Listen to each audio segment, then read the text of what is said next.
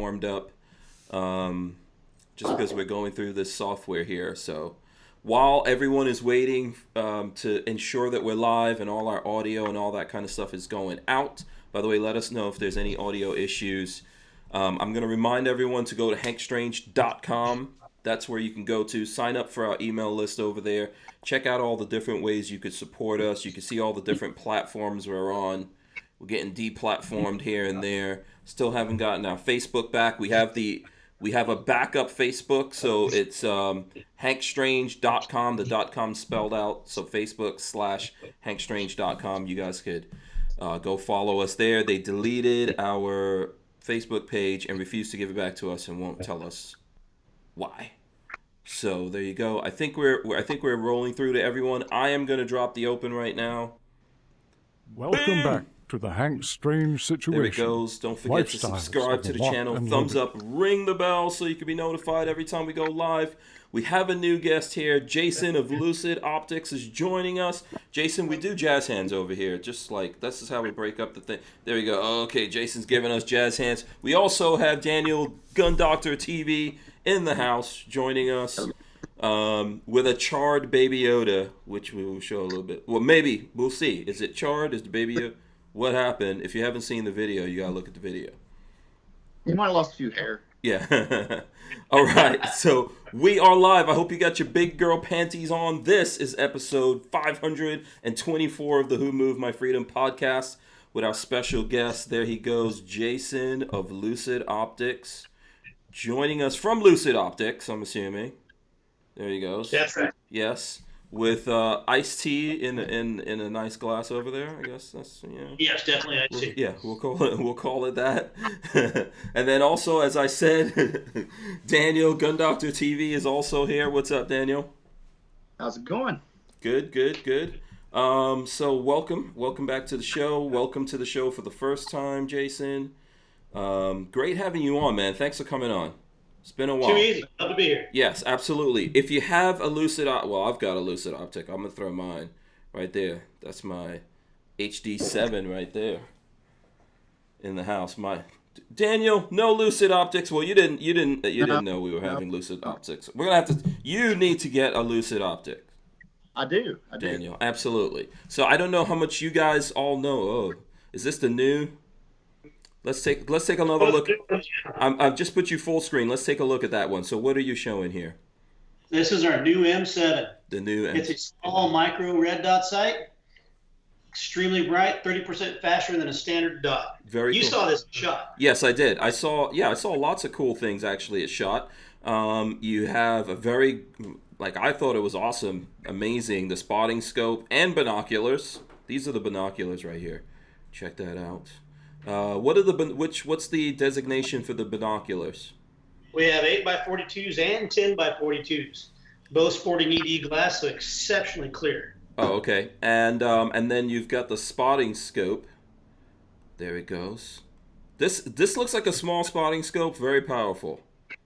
I was actually amazed by this. So, yeah, you guys, this is basically we're gonna get into optics. If you don't know about optics, Jason's gonna teach us. He's gonna learn us something about optics. Yeah, we can go through it. We can go through by category because we pretty much cover the gamut right now, with the exception of the infrared and the thermal spectrum. We don't do that yet. Oh, okay. Oh, not yet.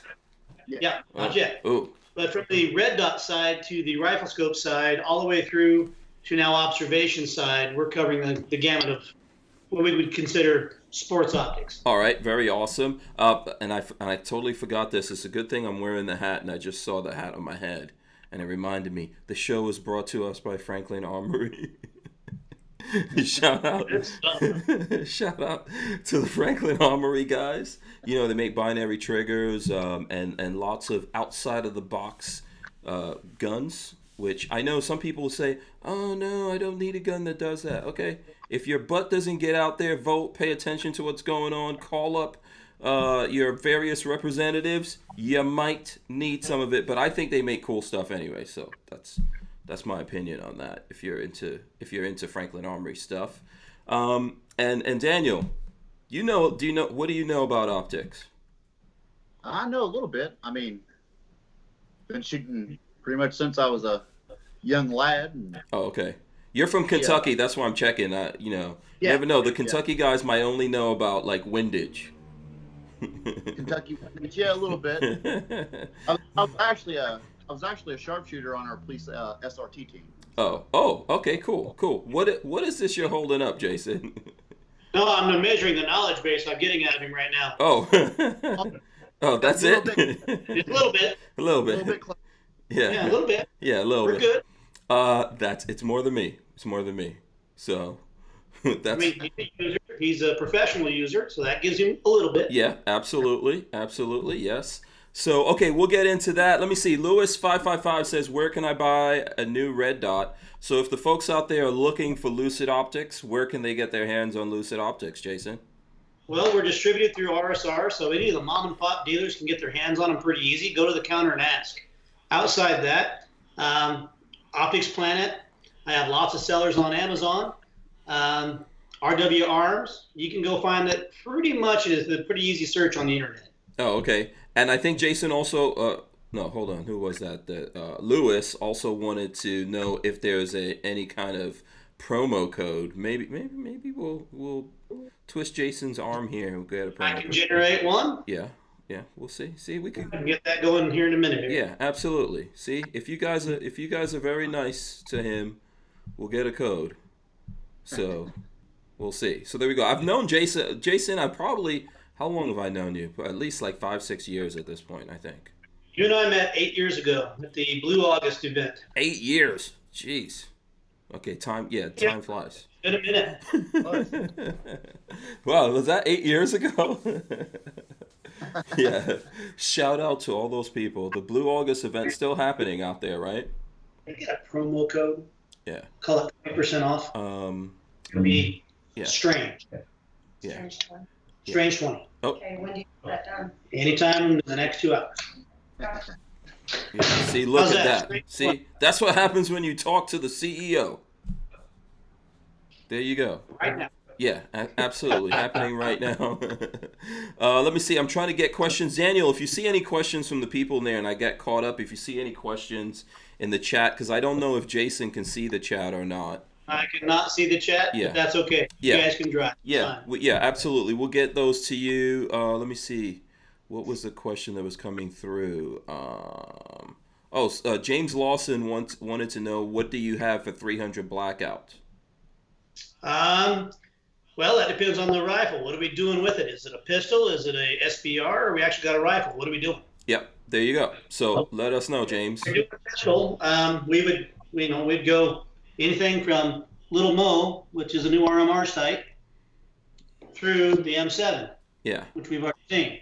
So Little Mo goes on like a pistol, right? A handgun, or can it go on something higher up from a handgun, or just Absolutely. We have them on shotguns and carbines as well. Oh, okay. Nice. All right. Just a nice, compact, little bitty red dot sight. Oh, okay. Very cool. And if you got SBR to carbine, I recommend going with a P7. P7. Okay. It's a prismatic. It's 4 times magnified, glass etched reticle. Mm-hmm. But the reticle in there works with both supers and subs really nicely. Oh, okay. All right. Very good. Did you have a question, Daniel? No. Okay. So let me start here. Let's basically, if you can introduce yourself to the folks out there, if there's folks who don't know who you are and what Lucid Optics is, if you could tell them who you are, how you started the company, how long ago. Just that kind of stuff. Start us off in the beginning here. Too easy. Hey guys, Jason Wilson here with Lucid Optics. Lucid Optics was born in 2009. I was the casualty of a layoff at another outdoor gear company. And in Riverton, Wyoming, there's not a lot of space for a guy that's not doing his own thing. Mm-hmm. So here I am. I was a 3-gun competitor, and I started out the world making a better red dot sight for a budget guy. There was a lot of guys a lot of brands, I should say, in the market that were in the high-end military class or the novelty class. Lucid Optics is right now neither. We are working into the owner of the middle ground. We offer a high-quality product for an affordable price. Okay? And so our HD7 was born. That was the one that you have there on your desk, Hank. That's the HD7. Right. That Yeah. red I'll show dot that to you guys right here. Boom. 2 years. Mm-hmm. We started out and we had the one item for 2 years. And over time, we listen to our customers. We make the designs and developments that they ask for. And nothing at Lucid's designed in a vacuum. It's all done by shooters who actually go and do with their equipment. So there's no feature and benefit on any of our optics that are there by mistake. Okay? Okay. And I insist on the highest level quality for the absolute best price, period. Sometimes that means I can manufacture it here in the U.S. Sometimes that means I have to do it offshore. At the end of the day, my customer's the winner. We have a lifetime warranty, so if there's ever an issue with a Lucid Optics item, we take care of it. It's that simple. Awesome. So, basically, as we go through all of this stuff tonight, I'll try to get prices and stuff like that for you guys. Let me get this comment up from Flying Rich. He says he gave us a couple of bucks here. He says, "What fits on a Ruger 5.7?" Are you familiar with the Ruger 5.7 pistol, Jason? I am very familiar. Okay. I want to get Little Mo. Little Mo. So there you go. So does Little Mo fit in the pattern of another optic that already exists out there? Yes. Okay. So it's a very widely accepted footprint. Doctor Optic or the Burris Fastfire footprint, they're identical, and so is ours. So it fits on a very universal mounting system. You can find plates for most anything out there already on the market. We're designing some for our own, but you can get one now today. It comes with a Picatinny rail mount, so if you have a rail on your gun, you can use it. But if you have a very specific platform or you have a slide cut, if it's cut for either of those, you're good to go. I have a Cadillac, please. Okay, very cool. So let me see here. I've got another quick question that I'm going to get to before we get into it here. Johnny Kamikaze Daniel says, "I want to hear about the GunDoc. I want to hear the GunDoc talk about being a sharpshooter, please." So Daniel, yeah, what's the backstory there before we get into talking about the optics with Jason? Well, I was on the PD a few years, and turns out I was a pretty decent shooter, so they invited me to go train and get all trained. I never actually did anything, so Oh, okay. I never got to use. Okay. Well, I mean, that's not bad, right? That's a good thing that you didn't have to, but you got trained up. That is the thing. Okay.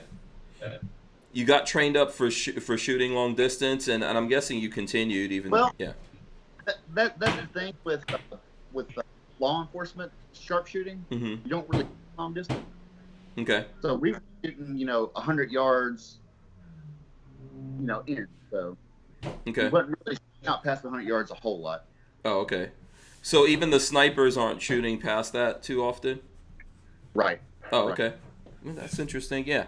I know, like, SWAT guys tell me, and I don't know what you've heard, Jason. You probably would know better than me. But when I talk to SWAT guys, they're supposed to have their stuff zeroed at 10 yards. With law enforcement, I see a lot of close quarters zeroing because of the close quarters engagements. I mean, they are a Overwatch or a backup for the most part in a lot of situations. Mm-hmm. And 250-yard engagement is a long engagement in an urban environment. It just is. Mm-hmm. So I see a lot of guys have close quarters zeroing. I don't hear of anything that's really been 10 yards, but I see a lot of 25 and what I call 50-yard engagements. Mm-hmm. If your zero is there, most of the time with a firearm like that, you're pretty close inside your range of operation. Okay. Yeah. So let me see. So my first question that I would have here, Daniel, feel free to jump in if you have one. Where are Lucid Optics made? I think you talked about this briefly in when you just introduced yourself. But is everything made outside of America? No, Okay. It's not. Okay. We do assemble what we can here. Okay. We do manufacture what we can here. Some of the red dot items are actually final assembled here. All the rifle scope items, the high-end glass, all that stuff's ground offshore. Okay. It doesn't make sense to bring it back and assemble it here just because some of the EPA regulations upon what we do with glass doesn't make sense Mm-hmm. or cost-effective decision-making. Mm-hmm. So the official line with Lucid Optics and where we're made is we are designed and engineered right here in Riverton, Wyoming. Okay, we are prototyped right here in Riverton, Wyoming with component parts. Okay, then we are offshore assembled in mass production and then quality controlled right here in Riverton, Wyoming. We touch every piece. What that means is when it comes in here from the truck, we open every box, touch every piece, run it through a battery of tests to make sure that it is exactly what we say it is. Oh, okay. From magnification range, light transmission, turret tracking, durability, we make sure that it's right before it goes out to a customer.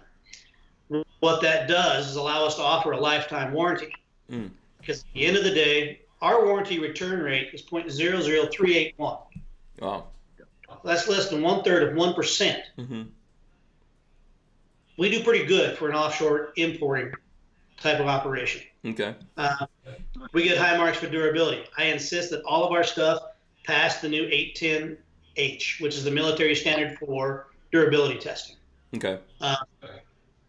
Again, there's no Me Too feature built into Lucid Optics, so everything's done on purpose by us. We don't do it just because Bushnell has it or because Nikon had it. It's here for a reason. Yeah, very cool. By the way, I just saw Lola put a link to Amazon and some Lucid stuff that's on Amazon. If you guys want to look for that, I'm sure she'll put it in the description as well. Okay, so you guys touch everything. That's actually, that's something I didn't know. I do know that you put your number on everything, so if people have issues, they could call you up, right? Yeah. Still doing that, right? After all these years? Yep, that's my cell phone. That number rings in my pocket. Same number? Yep. Okay, that's so. And how is that? Is it ringing off the hook or? It rings every now and then. Okay. And most of the time, it's a misunderstanding of what the optics should or shouldn't do. Okay.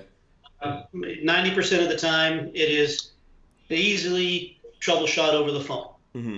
Sometimes we have to see it to see what the issue is, and 80% of that is usually a misunderstanding. Oh, okay. So at the end of the day, our actual warranty calls are really pretty small. If I had issues in a big way with my product line, my phone would be ringing off the hook because that's the one I push. Yeah.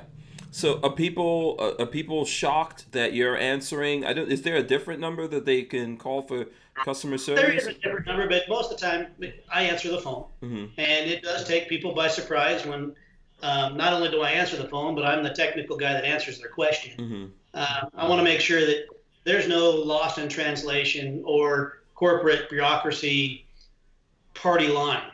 If you're going to get an answer out of Lucid Optics, you're going to get it straight from me. Yeah, that kind of makes it tough to ask for a supervisor, I think. It does make it kind of tough. There's nobody that can answer it better than me. Yeah, someone goes, you know what? I don't want to talk to you. You don't know what you're talking. Let me talk to a manager over there.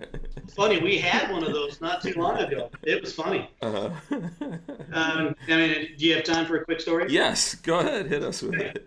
So I was in the truck. We were headed out to the range. We had a long-range class. I had Jim Gilliland in the truck with me. And we get this phone call, and the guy has an HD7. It's the same optic you've got. And he opens the phone call with, "This piece of junk won't turn on." Well, okay, so what battery do you have in it? He promptly responds with, "It doesn't take batteries. Can I please talk to somebody who knows what the hell's going on?" Oh, okay. So I said, "Yes, you can. Hold, please." And I put him up to the radio because I'm driving down the road. And I gave him about 10 seconds, and I come back and go, "This is Jason with customer service. How may I help you?" And he's calmed down a little bit. He can't. So this thing right here that says battery, he didn't see that. Yeah, he didn't see that. Okay. Well, I think he saw it. Yeah. We're Are you sure? Was this me? Was this me? This wasn't me calling him, was no, it? this was not you. Okay. I would have really teased you. But he has calmed down some, and he says, "All right, so I can't get my HD7 to turn on." I went, "Okay." So underneath the big lens, there's a cap. We're going to unscrew that cap, and we're going to check to see that the AAA battery is inserted just like the image on the side of the frame. And there's this long, awkward pause on the phone. And I hear him then say very sheepishly, "That's where my matches are stored."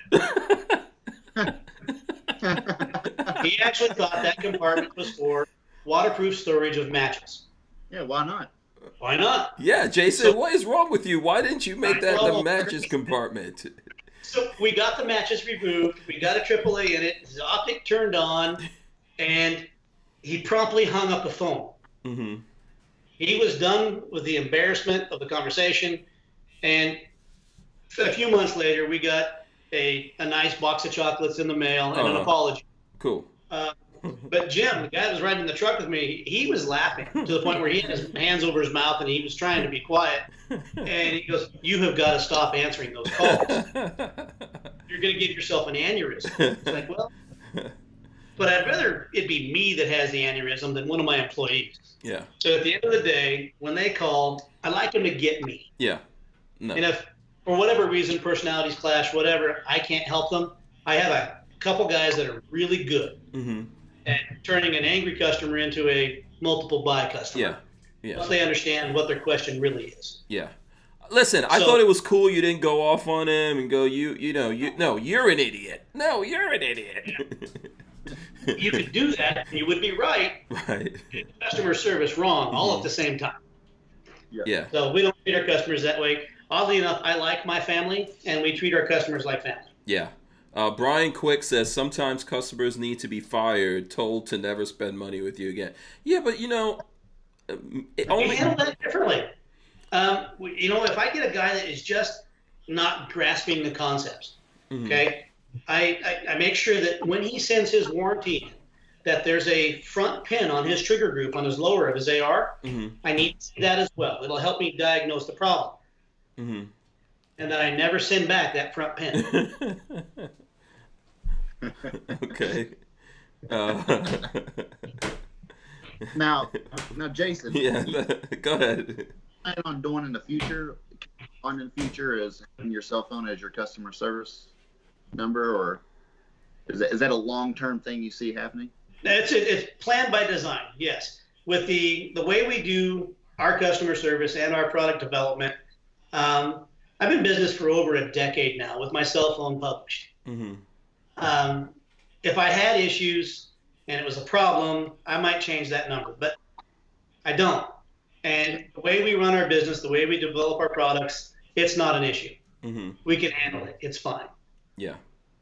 Listen, because that's a third of 1% in warranty overall calls, and 90% of those are a misunderstanding. The contact with the customer makes them feel like they bought into a company that cares. Yeah. Also, we don't always know everything. Like, I could see that situation, it could happen. I'm not saying I've ever done it, but I've done some stupid things. We won't go into those. Yeah. And I think sometimes, the opportunity to educate a customer on your stuff is not a lost opportunity. You got chocolates out of it. Yes. And I'm sure he turned around and bought something else down the road. Yeah. Because he was familiar with the company. He knew that if there was an issue, we'd take care of it one way or another. And that trust, you can't pay for it. Yeah. Absolutely. Let me see here. I'm just trying to go. Okay, so Lola asked this question. Have you ever visited the factories where the stuff is made outside of America? I have. Okay. I've been in all of them. I've been in some of them that I was interviewing that I would never have touched my stuff. So I have been in factories all over the country, in both China, Japan, and some in Austria. I have been all over the world in factory audits. So the answer to that question is yes, I've been in them all. Interestingly enough, walking down those production lines, we see brands in there that are very interesting to have where we are geographically. Okay. Yeah, they actually, by label on the side of their product, shouldn't be there. Really? It happens all the time. Okay. Okay, here, DCG44 is asking, is RSR your only distributor? In a two-step distributor way, yes. We were with AccuSport and Elliott, and they have gone the way of bankruptcy, so we are no longer with those folks. We are actively seeking new ones. Xander's just picked us up. We are courting Sport South, but at the moment, RSR's it. Okay. All right. Like I said, if anyone else, Daniel, if you have anything, feel free to jump in. The warranty, keeps coming to mind. The warranty, lifetime warranty or limited warranty? Well, we call it a lifetime warranty. Okay. Now, it's not a license to abuse the product.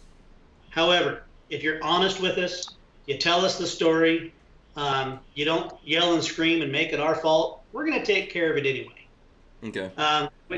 We fondly around here call it a don't be a dick warranty.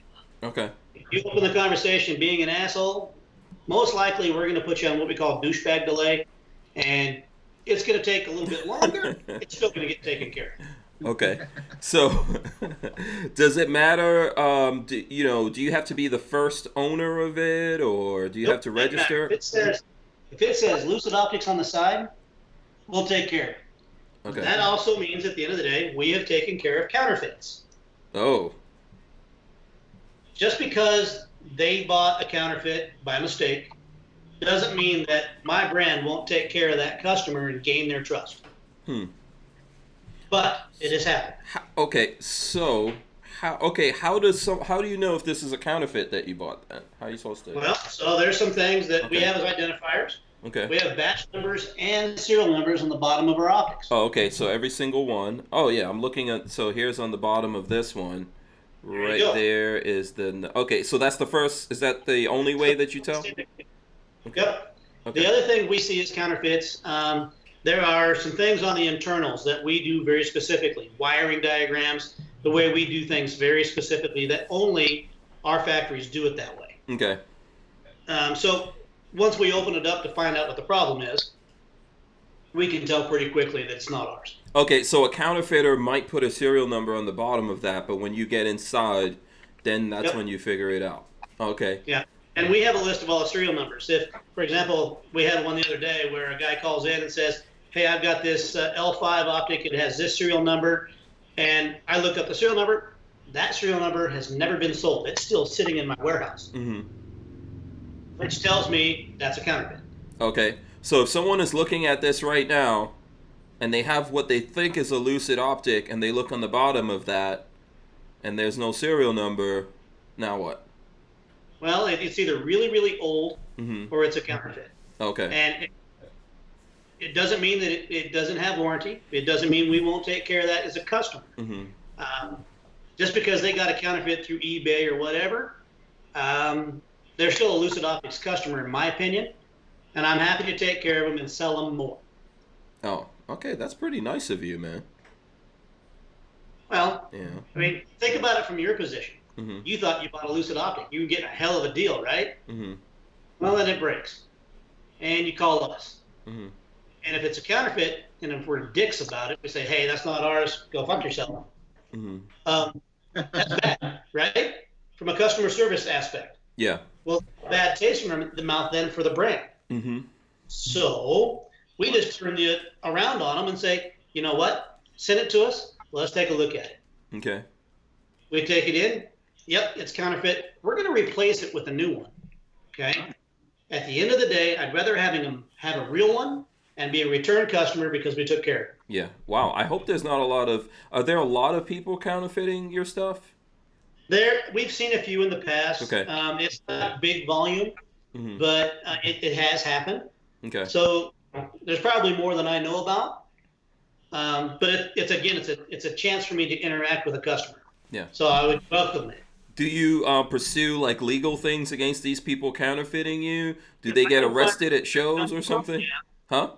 Yeah, if I can find out where it's coming from, I'll definitely take action to get it stopped. Okay. Because that is my intellectual property. It's my thing. Yeah. Right? So we have had conversations with other brands that have copied us. We've had conversations with factories that have taken stuff and sent it out the back door, black market stuff. Not necessarily counterfeit, but not ours either. Yeah. So a couple of comments here. Razor JB, very good friend of the show here, says business-wise, that could go either way, but got to give him props for doing the things he's saying. Yannick Stoner says, sounds like an awesome service. So, and then by the way, what is the HD7? How much does that cost? So that's the HD7 red dot sight. It is a multi-reticle powered by a AAA cast aluminum rubber armored red dot sight. Overkill is underrated here at Lucid Optics. That optic, MSRP on it's around $259. That's pretty good. You're going to find it at $200 most retail places. It is probably one of the most durable red dot optics out there. Now, it's big. When it came out 10 years ago, it was in the mid-size. Yeah. Now everything's gotten smaller. Right. But still one of the only multi-reticle optics out there that you zero once and forget, because the way that that's designed, you zero the dot, and if you transition to any other reticle in the system, it's still zeroed. Very cool. By the way, James Lawson says just ordered an HD7. That's from James Lawson. Awesome. Thank you very much. James. Yeah, hopefully it was a real one. Hopefully, got the real one from the thing. By the way, so the reason why I was asking you about that thing, about like the warranty first, is because, I don't know if you know this, but you might remember this. I got my HD7 from my brother. That's how I got mine. My brother was like, you really got to try this out. I'm going to send it to you. And then we so I used this whenever I tortured guns and stuff like that. So eventually I messed it up. It was still working, but it was messed up. And then I sent it to you guys, and you actually replaced it. So that's right. Yeah. And how long did it take us to get it done to you? It wasn't long. I think it was a couple, 2 weeks or something like that, between sending it to you and getting it back. The shipping time, that's actually pretty fast, because you're living where? Florida. Yeah, so I'm in Wyoming. Yeah. So there's 3 to 4 days between us. Yeah. So I had it in my shop for 2 days. Yeah. So, I appreciate that, and that's why I wanted you to come on and talk to the folks about that. Lola's putting a link for this up here in Amazon, so just in case anyone wants to know. Daniel, did you have any questions here while we're... Yeah, actually, now you were talking about counterfeits. Where are those coming out of? Like China, places like that, or? We've seen some from China. We've actually seen some from the Philippines. We actually had one domestic group taking parts and putting it together too. So it comes from all over. If anybody can make a fast buck on something that's already been popular, they will. Yeah. And then let me see this. Okay, so Lewis555 says he just got a M7. Nice. Got one of the new ones. Yeah, and I could roll in the website. Let me see. I don't know if this is going to mess up the audio or not, but here's the website for anyone that's looking. Lucid Optics. Here's the site, and you can just click on. Here we'll click on. There's a red dot. We can go to rifle scopes. You can just click on. Let's see if we can get this to go. Here we go. We'll go to prismatic. So what's the latest stuff? Like, maybe let's run through the stuff that came out from SHOT Show. Okay, sure. So this year we went back to our roots, and we made good on a promise to bring out Little Mo. We've been working on that for 3 years. Okay, the trick on this one is it's shockproof nature and it's waterproof nature. You also don't have to unmount it to get the battery out. There's a side drawer for that. Okay? Because we know zeroing a red dot in on a pistol is a pain in the butt.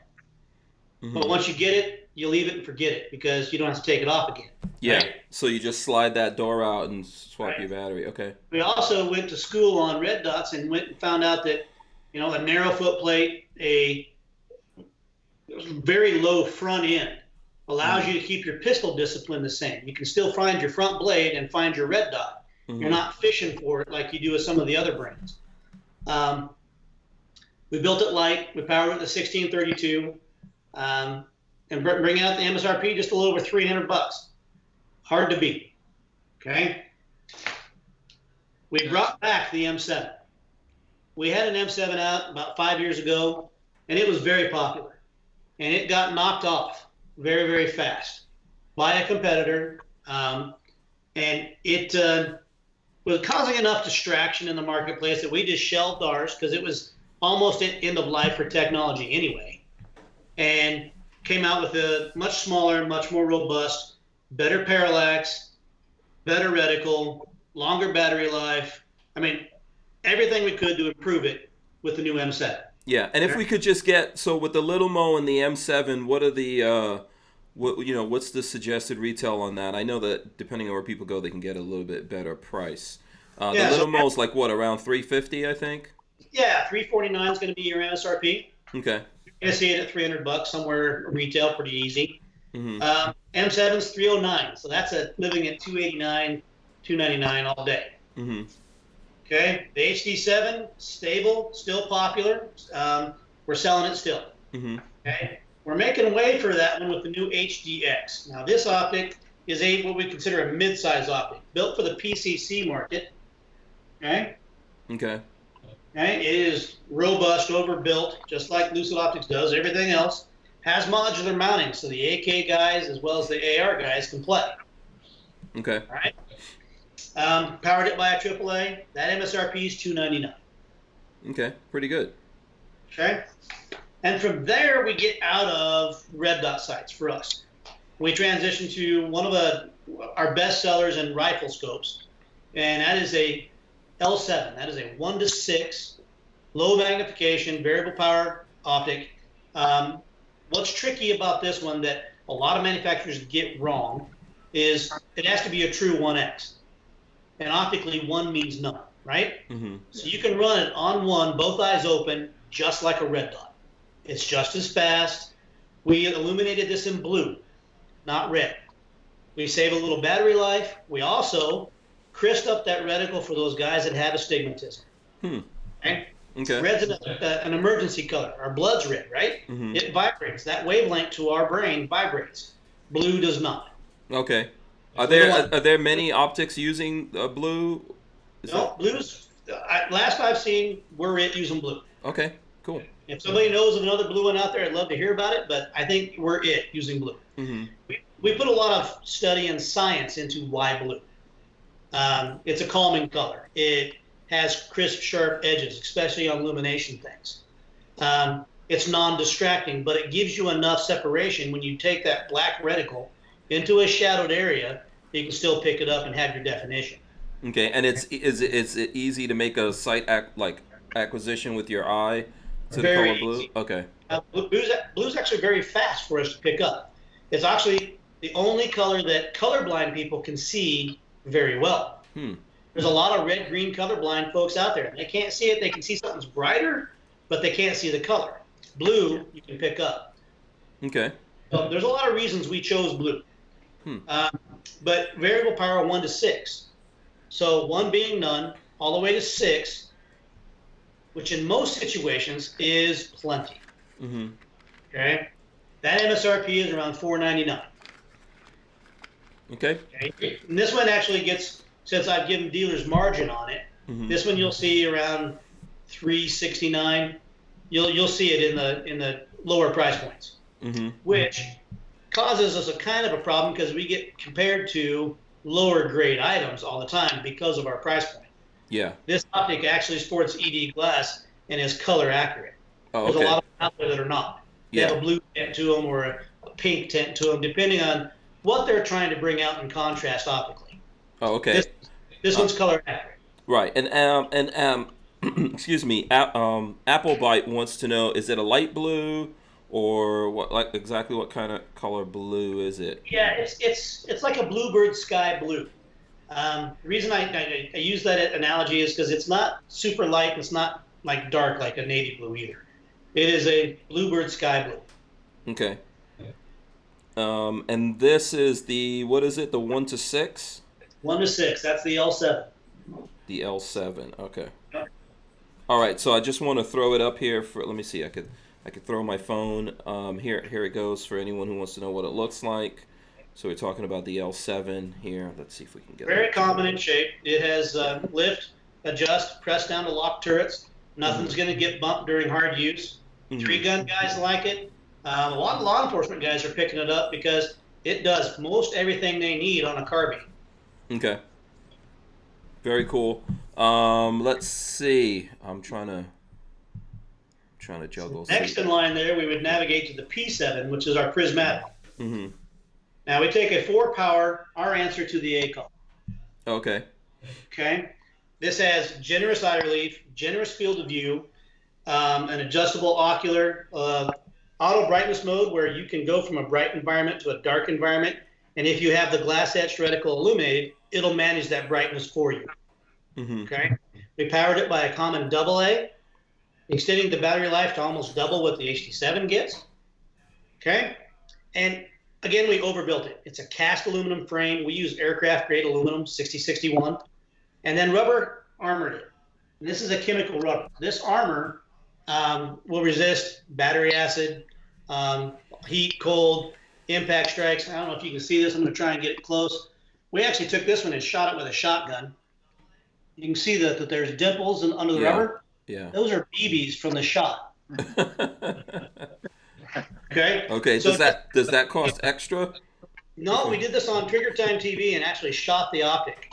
We zeroed it, took it off, threw it 30 yards, shot the optic, got it after we ran it over with a Ranger, and it held zero and continued to work just fine. Now, that's cool. I could have left this on my rifle, but it's an excellent discussion piece, so I leave it on my desk. So I hate to use the word bulletproof, especially in my industry, but there you go, guys. Yeah, it's at least BB proof. Let me get in a 30 feet. So let me get a quick couple of questions here before, because there's a lot of questions. Night Train says, can you ask Jason if he ever plans on coming out with a rechargeable red dot optic? There are plans in the works for that. We have to wait for a patent to expire. Okay. There you go. All right. So that's your answer to that. And James Miller, his question is, when will the new HDX be released? HDX is out. You can buy one right now. Okay. Awesome. There you go. That was easy enough right there. And Skivvy Waver has a comment. He says, historically, optics have been what I feel are overpriced. I cannot justify paying more for an optic than I paid for my gun. Traditionally, that's not what, traditionally you're supposed to pay twice for your optic than what you pay for your gun, right? I'm actually on board with your viewer. There's no reason on the planet that gear has to cost that much. And as a manufacturer saying that out loud, I'm probably going to have death threats. Yeah. Well, and the reason why I say it is because when I got into all this stuff, that's what people would keep telling me. Oh, if you paid $1,000 for this rifle, you need to buy a $2,000 optic. That's right. Yeah. Was that? You hear that all the time. Yeah. So what's the history on that? Why was that a thing? At the bench all the time. And with our customer service and our warranty side of things, it's mass production. Things happen. It's a mechanical piece of equipment. Things happen. At the end of the day, you're buying Lucid Optics, and we're going to be there for you at the end of the day. Now, the gear, it is, for what it's designed to do, about as overbuilt for the money you can get. We buy our lenses from the same place that the big boys do. Our extrusions and our machinings are no different than anybody else's. Everything's done on CNC. The world of that computerized machine has changed everything. My tolerances and thicknesses and metallurgy can all be on par at a fraction of the cost it could be 10 years ago. Okay, so that whole world is changing. So when you look at your competitors, and I'm not trying to get you to talk bad about any competitors out there or anything like that. I'm not. I'm seriously. When you look at your competitors, we're still dealing with high prices. I think some people have come down and got competitive, but we're still dealing with a lot of high prices. What do you think about that? Well, I think you're right. You're going to see brands that are going to have a natural adjustment because there are folks like me disrupting the marketplace with quality items. We just had an article break in the new Recoil magazine, and we went head to head with some of the bigger brands. We fared very, very well for an optic that cost MSRP of $700, right?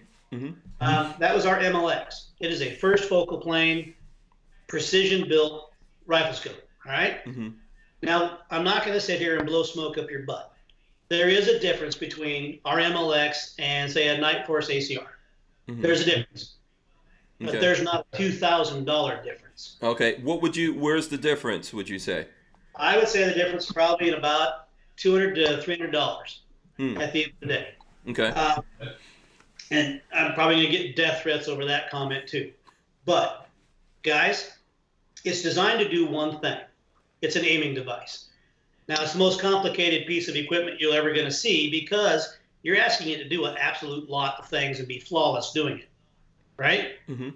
But I would much rather see guys buy a quality piece of gear and take that extra $2,000 and buy a pallet of ammo and get good at their craft before they run out and buy the Ferrari equipment, which they're going to shoot 10 times a year and show it off at the range. Mm-hmm. Mm-hmm. Daniel likes that, by the way.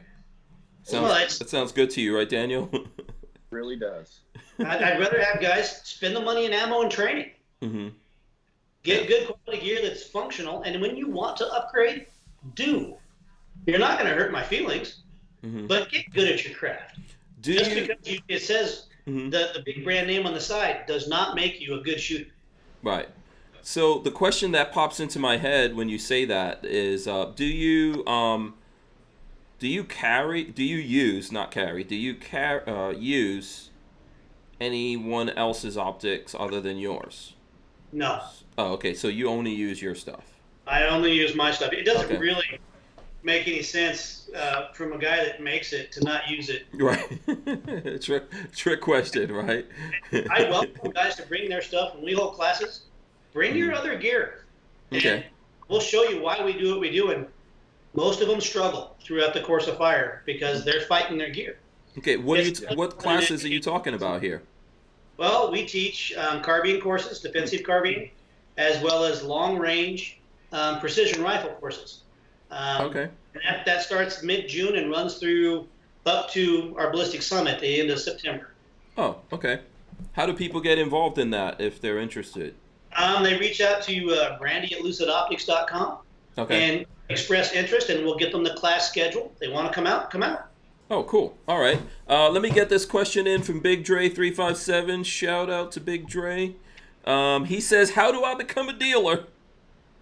Again, the same answer.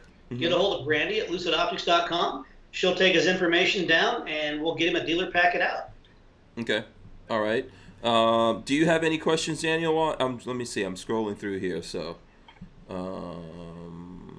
don't know if you have any other things you want to. Let's see. Now you mentioned you did 3-gun. Do you have any sponsored shooters out there running your optics, like your 1 through 6? We've got a couple guys that are doing some good stuff. We have Andrew Nasser and David Wood. They're both out of the Midwest region, Missouri and in that area. We have Chad Wiley. He's one of our new PCC shooters. He's also the CEO over at Palmetto State. He's doing a good job in the PCC world. So yeah, we do some sponsored shooters. We have a couple PRS guys, NRL guys. So yeah, we're doing that game. Yeah. And speaking of the PSA guys, well, the last time I saw you was at SHOT Show, but before that, That's right. I saw you when I went out to do some shooting with Palmetto State Armory, and that's when I hit the mile-long shot. Guess who was my spotter? Boom! That guy, Jason. The only reason. Well, between Jason and I forget the name of, what's the name of that Marine that was helping us? Oh my God, I can't believe someone out there knows who I'm talking about. I know exactly what you're talking about. He runs that range. Was it Mike? Was his name? Yes. It was Mike. Okay. Yeah. So that's how I even hit that shot. Go ahead, Daniel. So be honest, Hank. How many shots did it take you to get that 1 mile? Do you remember, Jason? I was the first one to hit it. Yeah. How many shots did it take? I can't remember. 2. Look at that. Impressive. Just pure luck. Well, okay. To be fair, he sat down behind the gun. We showed him a couple targets closer up. He hit those. All right. He can squeeze the trigger. Yeah. Yes, I could do Put a that. hole in the optic. We even doped the wind for him a little bit. But that's what spotting's about. We gave him some coaching. He got there. Yeah. Oh, by the way, Lola just brought him. Hold on a second. I can't pass up this opportunity, Jason. Boom! There you go. There goes my coins right there. Jason was there. Jason was like, okay, I am surprised Hank Strange even hit this shot. Is this one upside down? There we go. Yeah, that was really cool. Oh, where's your... Oh, Lucid Optics. Okay, how do you get that one? You got to come place 3 shots consecutively on a mile target on purpose. Oh. Our mile target's 1 minute. It's not very big. Oh, okay. Yeah, yeah, you know what? I'm gonna have to do that sometime. I know you've invited me out to go hunting and all that kind of stuff in the past, I'm gonna make it happen. I'm gonna make it happen one of these days. Now, Well, if nothing else, you should put the end of September on your calendar for the Ballistic Summit. Okay, where is We the? have in Raton, New Mexico.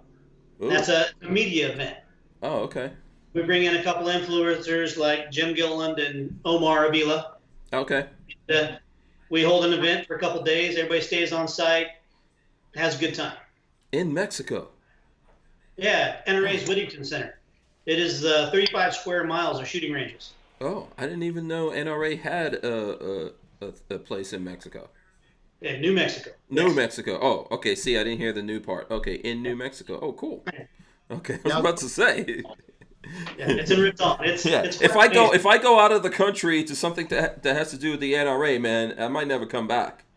You know, who knows what'll happen to me out there. We've talked about this, Hank. You got to be nice. Yes. They might get their hands on me. I'll be in big trouble. Right? Big troubles. So the reason why I was talking about you spotting and I didn't know it at the time. I knew that it was all Lucid stuff, but obviously we were doing that long distance shooting. Other people were doing it. I didn't get a chance to try it out. So at SHOT Show, you were showing me the spotting scope and the binoculars, and those actually really blew me away. I know it's tough to like translate that to folks, you know, like this, but this was amazing. So tell us about these. Well, back to where I started in optics with the Spotting binoculars. I worked for a small company called Brunton. Mm-hmm. And as the optics guy there, we were in the birding realm mostly of anything else. So high quality optics, high resolution, great contrast, color accurate, easy to focus, lightweight, creature comfort features that you only find in the more Cadillac of optic world. Okay. So when it came time for Lucid to get into the observation side of optics, I took the cues that I learned doing that and some of the suppliers that I met over there in other parts of the world doing that, and developed high definition ED glass, very lightweight, extremely crisp, clear, no chromatic aberration. It's a term, optics, look it up. Mm-hmm. Both 8s and 10s. For me, I use 8s because the resolution difference between 8s and 10s for me is noticeable. Some guys want the magnification range, but I'll sacrifice 2 magnification for the resolution. But color accuracy, contrast, and resolution are the holy trifecta when it comes to observation optics. If you don't have it, your eyes will get tired. And we spend hours behind these, for example, chasing mule deer.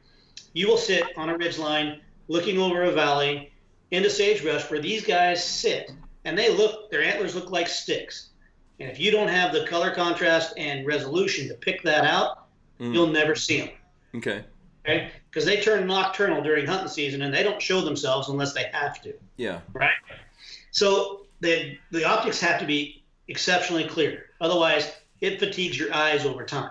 Yeah, that's what I like I said, I'm gonna tell you guys again, it's very difficult obviously to translate that to live video, much less even if I do a video. I am gonna try to get my hands on some of this stuff and figure out a way to show that to you guys. But when I looked at it, it was almost like 3D HD or something like that. I could tell depth and all kinds of different details were popping that I don't see with my regular eyes. And what we're doing with the magnification range and that depth that you're talking about is focal plane. We have a very wide focal plane that is in focus. So as you run your adjustment wheel, your focus wheel, you are changing the distance at which that optic is focusing, right? So in the close focus, it's real narrow, 3 or 4 feet. As you get out to the mid-range, what we call mid-range, 300 yards to 600 yards, it starts to become very wide. And that focal plane you're looking at is 75 to 100 yards wide. That's why everything in that range is in detail. Okay. And that's why you were feeling like you were looking down the hallway there at SHOT in a low light environment, towards a backlit window, but you could still read name badges at the end of the hallway 100 yards away. Yeah, it was. I don't know. It was amazing to me. You know, that I could just really pick, and I could pick those things out. It was real fast that I could see that. And then we moved to the spotting scope world. We designed this piece of gear from the ground up for a high altitude hunter, a guy that's going on a goat or a sheep hunt. It seems like it's the novelty class because of its size, but when you actually put your eye into it and focus it up, that's when you notice that this is not a novelty piece of kit. This is high definition, high resolution, and 9-27 is plenty. But when you're looking across a ridge, looking at a herd of bighorn sheep, trying to decide your next move, because if you have to go across that canyon, that's an all-day trek, right? So you're making a decision from distance. You have to be able to identify, size, and judge. And if you don't have the clarity, you can't do that. Now, this one's super lightweight. Will fit in a cargo pan, okay? Law enforcement guys love it for a window mount for surveillance because it's very discreet. It's small. Yeah, and you were using that at a mile. Is that a mile, the maximum distance? I was spotting with this for you at a mile. And we were seeing bullet impacts on that piece of steel down there at Clinton Head. And, you know, not only just saying impact, but we could tell you where you hit. I could call your shot by trace. I was catching the vapor coming off your bullet coming through the air with this. Yeah. So the spotting scope, and then also tell us the price on the binoculars. What price category are we talking about here? So the spotting scope, you know, MSRP is $599. You're going to see it $429 in retail because we give dealers margin. All right. Then the binoculars, MSRP is $679. Again, we give dealers margin, so you're going to see that $529 in the marketplace, maybe less. But we're not a camera brand. So Lucid Optics is a little less known. And so that kind of helps the guys sell it too, because it's new, it's different, and he can run a sale on it and not hurt himself because we gave him margin. Yeah. And what glass is on, where's the glass coming from on those? These are all Japanese shot lenses. Everything Lucid does outside our red dots comes out of the Japanese shot factory, which is the Austrian glass factory on the planet. Okay. So that's the best glass that you can get, the Japanese glass, right? In the sport optics, that's where all the good stuff's coming from, yes. Okay. Now, there are 2 places on the planet that silica for glass comes from. Austria, China. A long time ago, the shot factory, along with the Zeiss factory, recognized that the money in glass is in medical grade instrumentation or cameras. All the lenses that are coming in your cell phones are Austrian glass. Okay. Oh, okay. Sport optics, rifle scopes, binoculars, spotting scopes, everything else, they went to Japan, built a factory, because the Japanese have exceptional quality control. And they buy Chinese material and turn it into a Japanese quality controlled lens. Oh, okay. Okay. You can buy Chinese lenses, and they can be okay. The next batch won't be. Okay. Their quality control hasn't caught up. They're using the same material, but the grind and the coatings and the way, the method they go about it, that is where it separates. The Japanese can repeat excellence. That's right. Every time. And that's from a manufacturer. If I'm going to hang my hat on quality, I've got to spend the money on the good lenses. Yeah. I just have to.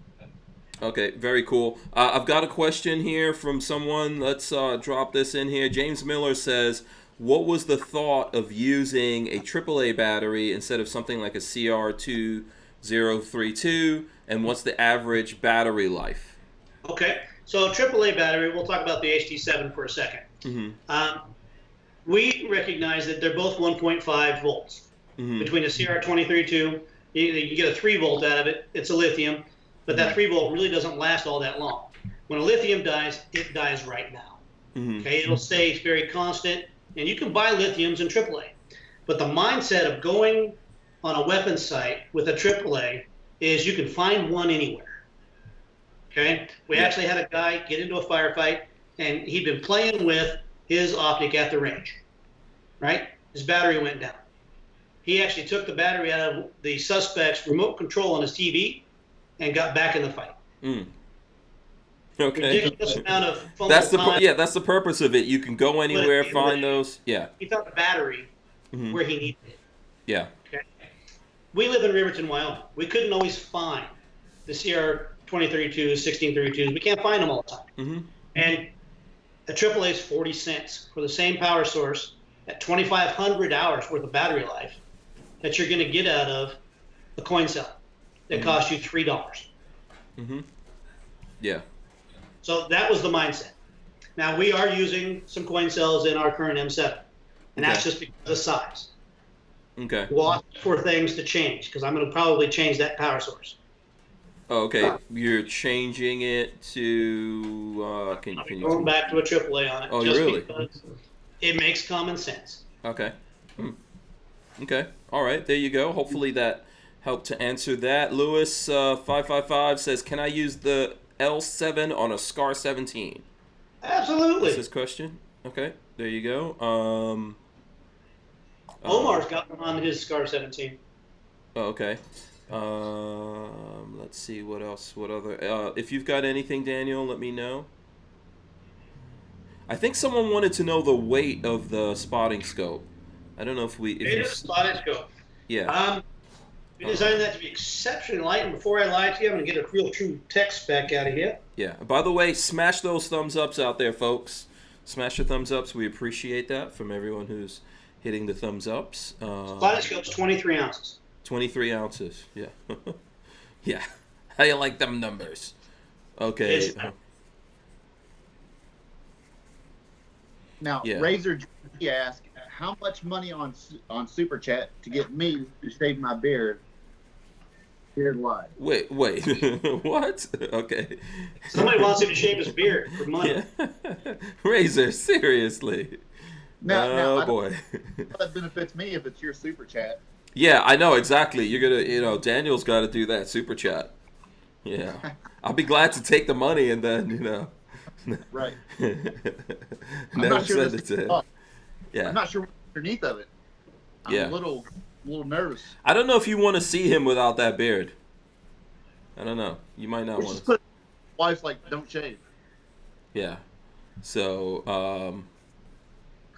Well, we'll let you like this. As much money as it costs to hire a divorce lawyer.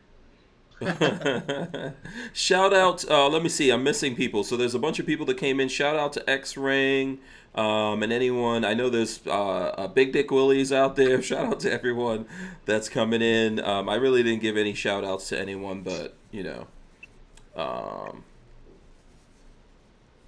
So Appalachian Gunrunner says, I understand the benefits of common batteries, but that situation seems like it would have been quicker and more effective to just use backups instead of getting it out of a remote. I understand. And he's got an excellent point. Yeah. A very excellent point. I'm just relaying the story we were given. Mm-hmm. Yeah. And let's see what we've got here. Flying Rich says, can you shave the beard and glue it on Yoda? So we should probably talk about Baby Yoda here for a second. Because I know that's the last video you put up, Daniel. And I think you saw that video, right, Jason? I did, yep. Yep. So, Daniel, you want to tell us about your shenanigans that you were up to? Actually, and this was a good video. This was a really good video. Daniel reached out to me and he was like, I know you don't look at gun videos, but check this out. It's not really a gun video. And I do look at people's gun videos. It's just like in the process of editing and all the stuff that I do, I find it easier to look at videos that don't have to do with guns so I can actually get work done. I get it. I watch commentary videos, so. You watch what kind of videos?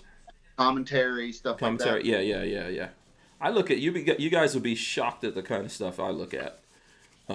No, maybe you won't be shocked. I don't know. But yeah, I try to look at different things just so that I can have it in the background and not pay attention. But this was a really good video that you did, man. I was like, I really enjoyed it. I thought it was funny. I thought it was well put together. I'm surprised that you didn't burn your own self to a crisp. Yeah, I still have all the hair on my arms. So. Yeah. So explain this to people, and I'll see if I could pop up here on the screen some footage from it. But go ahead. Explain it to the folks. I took the wrist-mounted flamethrower from the Mandalorian, and I created it in real life, a mobile, fully functional flamethrower, and it had a built-in heat shield. I wore leather gloves and all that, but I'm not gonna lie, there's a portion in the video, and you can actually see it, where one of our adjustments on the nozzles had caused the fuel to fan out and caught my glove on fire, and you can actually see it in the video. But we got that taken care of, and now it works really well. Yeah. So, and are you telling people how you made this, or are you avoiding telling anyone how you made this gauntlet? Yeah, the YouTube overlords. Yeah, they probably won't go for that. Yeah, they probably won't go for that. Yeah, you find stuff like from King of Random, like that. He'd show you how to make a flamethrower, but here's the Baby Yoda. It survived. There it goes. So should we give away what happened here? I don't want to ruin it. You guys really need to look at the video, but I'm guessing everyone wants to know how Baby Yoda survived. Well, it was the Force. The Force. You know, because right. Sure, you've seen the Mandalorian. Disney couldn't kill him, and I couldn't either. So hey. But, so, yeah. So did you?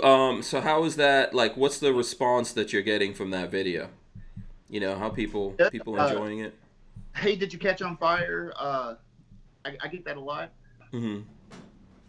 But yeah, overall it seems pretty positive. Yeah, I'm sure people were concerned for you. I was concerned for you. You're from Kentucky. Yeah. You're building flamethrowers. Yeah. I think it was for me, but she was behind the camera, so. Oh, okay. Was she prepared if something happened to you? Did she have an extinguisher? What was the emergency plan here? Yeah, we were totally prepared. Okay, that means no. That means no. We Absolutely. Yeah. Yeah. I know Jason was asking you how you got this Baby Yoda built. So do you want to tell the people out there, for anyone that wants to put together a Baby Yoda, will you build Baby Yodas for people if they give you money? Oh, I don't want to tell you what I would actually do for money, but maybe. Oh. No, you can actually, if you got access to a 3D printer, there's a project out there. I'm trying to think of it off the top of my head. It's like Project something. They have plans for a full-size 3D printed Yoda. Now the head is 3D printed for him. I built the body. I even sewed his clothing. So skill you didn't know I have, but okay. Yeah. Yeah, I got a ton of working on that. Probably the Yoda I have at least 8 hours in. The flamethrower probably twice that. And of course, with all the recording and editing and all that, so we got quite a bit of working on this video. Yeah, I was surprised at just how nerdy you were, man. I did not know you had that level of nerdiness going on. I am a complete nerd. Oh, okay. Like, good. Yeah, absolutely. Cheers. Yeah. Tony Lawrence is giving you a big thumbs up on that. By the way, listen, if you guys are looking at that video, please share it somewhere. Okay, let's help GunDoctorT.V. Let's help the channel grow and all that kind of stuff. If that was a good video, it deserves to be shared by the people. That's what I'm saying. Get out there. I shared it on my Facebook. Yes, I saw that. Thank you, by the way. Yep. Oh, you're welcome. You're welcome. I wish my Facebook was bigger.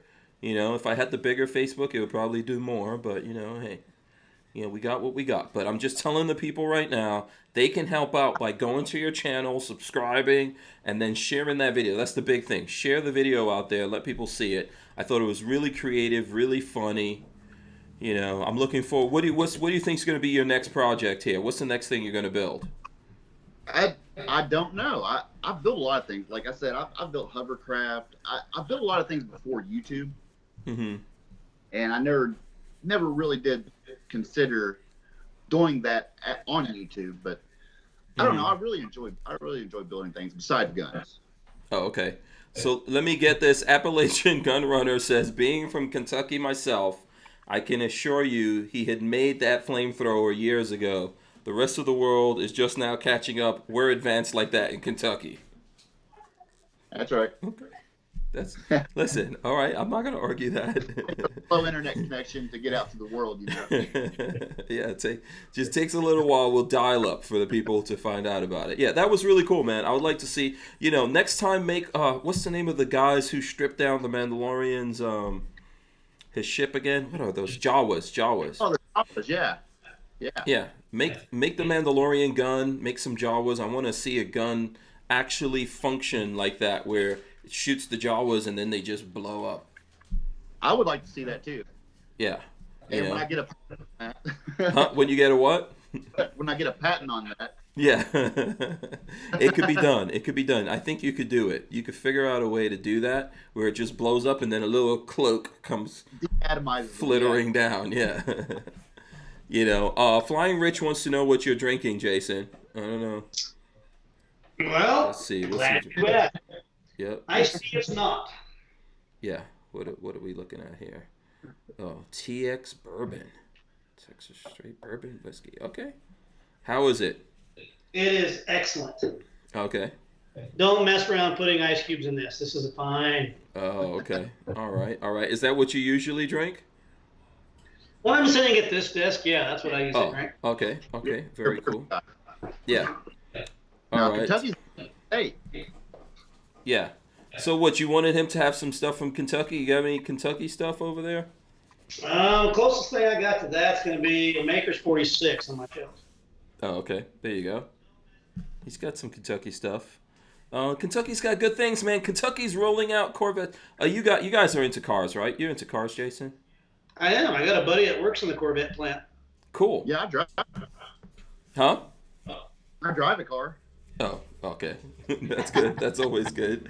That's always good. The new C8, the reason why I'm asking that, the new C8 Corvettes are actually out there, man. People are able to go to their dealers and pick them up if they ordered them. What do you guys think about those new Corvettes?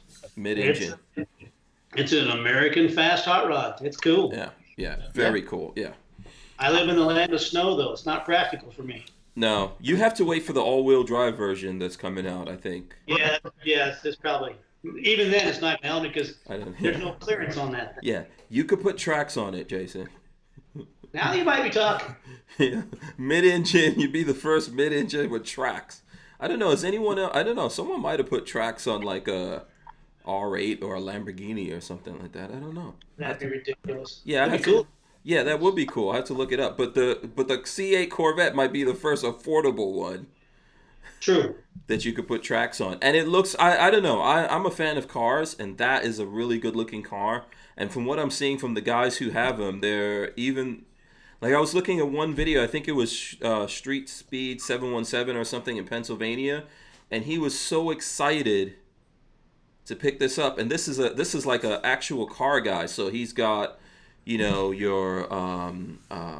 McLarens. He's had McLarens, all kinds of things, and he was so excited to pick up this thing because this is not the first time America made a mid-engine, but I think the last mid-engine from America was a Fiero. Yeah. I want to say it was a Fiero. Yeah. Yeah, I want to say it was a Fiero. So I'm pretty excited to actually see those out there for all the car guys that are out there. Plus, came from Kentucky. That's right. So some people can actually pick them up at the Corvette Museum in Kentucky. I'm so close, but so far away from that price tag. Yeah. I'm physically, but there's gonna be used ones really soon. There's gonna be a lot of wrecked used ones really soon too. He has a point. Yeah. So. Yeah, just be patient. Just be patient. It's going to happen. Tony Lawrence says he just subbed to Lucid Optics. Actually, Jason, where's the place that folks out there can follow you guys? Well, you can find us on Instagram as well as Facebook. Not too hard to find. Type in Lucid Optics. If it looks like it belongs on a gun, that's us. Yeah, so here, I'll roll in right now. This is what the IG looks like for Lucid Optics. So you guys can go over there and you can follow them and let them know that you heard about them here on the Who Moved My Freedom podcast. Better yet, use that Strange 20 promo code that went active when we started this show. Oh wait, so the Strange 20 is up? Is that up and active? It's up. Okay, so there you go. Strange 20 at Lucid Optics, people. So that's, if anyone's buying off the website, they can use the code Strange 20, right? That's right. 20% off. There you go. And I'm going to put that all over the place now. That's going out everywhere. I'm going to be Run it. using up that Strange 20. And it gets you 20% off? What? There you go. Pretty good. Thanks a lot, Jason. I appreciate that. Jason, how long is that code good for? Huh? What's that? How long is that code good for? Well, I was thinking that I'd let it run through the NRA annual meetings just to poke at Hank a little bit. Oh. And so to the end of April, how's that? Yeah, so this is the one place. I'm actually not going to the NRA meeting this year. Not going. Not Can I going. ask you? Huh? Yes. Well, first of all, I was gonna go maybe for like a day, but here's the problem: the broadcasting show's happening at the same time. I really need to go to the broadcasting show in Vegas, so I'm gonna go do that instead of going to the NRA. Unfortunately, my apologies to everyone. But we should talk about the NRA a little bit while we have Jason here, because you were saying, Jason, that you were running for a seat on the board. You want to explain that to us? Yeah, very simple. I've been watching the shenanigans come out of the NRA board for a while now, and like a lot of members, I'm upset about it. Mm-hmm. So I was raised differently by men, raised on a 140,000-acre cattle ranch, and you have a strong opinion about something, you better be willing to get involved. Mm-hmm. So I threw my hat in the ring last year to climb onto the NRA board, and I ended up 60 signatures on my petition short when the deadline cut off. So I'm going to let that sit for a few months, and then as soon as the annual meetings are over and I'm eligible to run again, I will be throwing my hat back in the ring and getting signatures on a petition to get on the board. Now, I am not delusional that I'm going to be able to make changes that need to be changed immediately. Mm-hmm. This board's been in existence for a very, very long time, and there's a lot of work that needs to be done from the politics side of things to get it righted and back to a membership-oriented Second Amendment organization. Mm-hmm. We've gotten lost in the weeds with publishing and making money and sending out mailers and just overall annoying our membership to the point where we don't even stand for principle as aggressively as we should. Enough's enough. The other side has taken as much as we've let them have. Mm-hmm. Time for that to stop. Yeah. I would definitely like to see the NRA come back under control of people that are thinking more about the Second Amendment than going to all the fun parties and whatever was going on over there at the NRA. I've gotten pretty burnt out. We've been pushing back, trying to support people running for the board and all that kind of stuff. I'm kind of burnt out on fighting with them just because they keep changing the rules. They keep making it more difficult. But I would really like to see it come back under control before I get in there. I never became a lifetime member. I was close to doing that when all of this stuff happened, and then I was like, you know what? I don't want my money to go in this direction. But, I would support you in what you're doing. I hope you let us know and let us help you next time around, because we do need some people to try to take over the board over there. But that's a really, really tough uphill battle, because I think Wayne LaPierre is pretty much running it like Putin at this point. Well, he's pretty powerful with a core group of about 20% of the board. Now, there's 75 members on the board, right? Mm-hmm. That core group of 20% has been there long enough that they're basically telling everybody else how things are going to go. Mm-hmm. And they don't have enough votes or power to push it through. This is politics 101. Mm-hmm. You have a strong group that has an agenda, and they're going to push forward in it in a lot of ways, and this is probably going to get me in trouble, but it's self-serving. It's not membership-serving. Mm-hmm. And that has to change with this organization specifically. Because without this organization, this country spirals into a place that we don't want to look at socialism from that side of the lens. We just don't. Right. I think the NRA for a long time, I know. Listen, if you look at the history, people were with the NRA, then they left the NRA because they got into shenanigans. Then they came back when it looked like they were getting their act together. Then they kind of got lost again, wasted a lot of money, and folks are moving away from it again. What do you think the likelihood is that we can actually get Wayne LaPierre out of there? Do you think that's even a possibility? Well, he's aging, so it's not an if, it's a when. My worry is who we put in place when he goes out. Mm-hmm. Okay, this is not checkers. We're playing chess. This is a long game. Mm-hmm. Got to remember, you got to walk a sensitive line here with some of the politics because I'm a fan of Ted Nugent's stance. Enough's enough, and the enemies of the Second Amendment should be shot like coyotes. I'll say it. However, the other side of it is the legal side, and you have to pick your battles very carefully. When you go into court and you know that you have a liberal judge and a liberal jury, and you're going to lose that court battle, you can choose to expose the NRA membership to a whole bunch of legislation, or you can let that one settle down, take your day in beating in court, and come back at it from the other side. You can play the long game. Now, that doesn't bode well because you're not taking a hardline stance out for the Second Amendment like you should. Okay? But you're not going to win every battle. You're just not, especially in today's world. So a middle ground has to be struck from the absolute aggressive Second Amendment versus the legal side. I get that. It's the world we live in. If you're on principle, there is no middle ground. You're on the absolute aggressive. Second Amendment is gospel. It is a God-given right, constitutionally recognized right. So it's not infringible. It's absolutely ludicrous to me that anybody can tell me the manner in which I can choose to protect myself. Okay. I love that. However, that's not the world we live in. And that's because our predecessors have let too much be okay. We've got to stop. Okay. It can't be okay anymore. So just so there's no confusion, you're not saying that you're for the middle ground, right? No, I'm not for the middle ground, but I'm also a realist, and I understand that that's the world we live in right now. We have to migrate back to constitutionalism. It's the law of the land. Yeah, I mean, because I think we got where we are right now with the NRA by saying, oh, you know, we got middle ground. Yeah, you got to give them a little bit to get a little bit, you know, and that's, There's no compromise. We've given too much up already. We need to take some of it back. That's probably going to get me in trouble. But at the end of the day, it's not wrong. Yeah. No, I want the guys who think like that to be there. Otherwise, I don't want to support what's going on with the NRA. Now, that's just me. I feel like there's still 5 million people supporting it because honestly, I feel like, and you guys will see this when you go out to the NRA annual meeting this year, a lot of those people out there have no clue what we're talking about. I think they just feel like, hey, I'm going to give these guys my money and they're going to do something.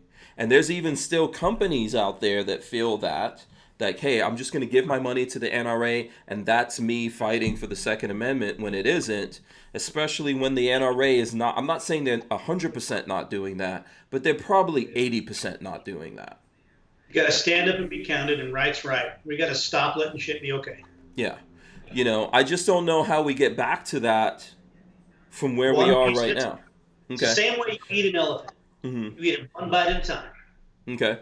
Okay. Do you want to jump in here, Daniel? I do. Okay. I think with NRA and the compromising, I think a lot of people were having trouble trusting the NRA as far as their no compromise. You know, it started way back when the National Firearms Act was, you know, brought about. So this has been a fight that's been going on before I was born. You know, hindsight's 20/20, but I don't know. Like you said, a lot of people, they don't know what's going on. They throw their money at the NRA because that's how the NRA presents itself, as someone who's going to fight for your rights. And, you know, I can't afford luxury vacations. I can't afford to pay for Wayne LaPierre's luxury vacations and things like that. So, like you said, I want to go to the NRA show, but I can't bring myself to buy another year membership. I don't know. It's well, from my perspective, I appreciate what you're saying, but you're choosing to not get involved. Oh no, I'm involved. I'm involved with the GOA, hardcore. I'm out there. No organization still stands on principle like the NRA does for one event. I don't know. I'm just going to have to disagree with you on that one. Fair enough. And So, I'm happy to have that disagreement. Yeah, And so in the last 2 years, let's say, Jason, with all of these things going on, do you think that the NRA is very effective, or it's been in a effective lot of on the? ways they are. In a lot of Okay. ways they're not. They're Mhm. stuck in a paralysis Mhm. of legalese Mhm. and case law that they've already let be okay. That's not okay. Okay, we have to fight our way back. This is not going to be easy. Mhm. And if people jump ship and it is a membership-based organization, we're going to lose. Mhm. Yeah. I think this is so. Just so everyone knows, this is a tough conversation to have, and we're having it. Um, I think that everyone's kind of like in the middle on this. Some people like have just had enough, and they're just totally disgusted with everything going on with the NRA. Some people are still trying to save it because they feel like there's some value in there. That's what Jason is saying. I see Tony Lawrence saying I still support the NRA because I want to see them turn around. There's some people feeling like, hey, these guys will never turn around. I would like to see them get saved as well. I would like to see them come back. We need them as a backbone. Look at what's happening all over the country. Bloomberg and every town and all the other organizations that he spurned. These guys are kicking our ass around the country, around America, in Yes, they are. pro gun states, kicking our asses. Now, Right? I got a question for you, Jason. Say you get elected to the board, and you're 174th or 173rd, however many more board members there are. Of that, how do you make a difference? What do you think NRA is going to have to do to make a change?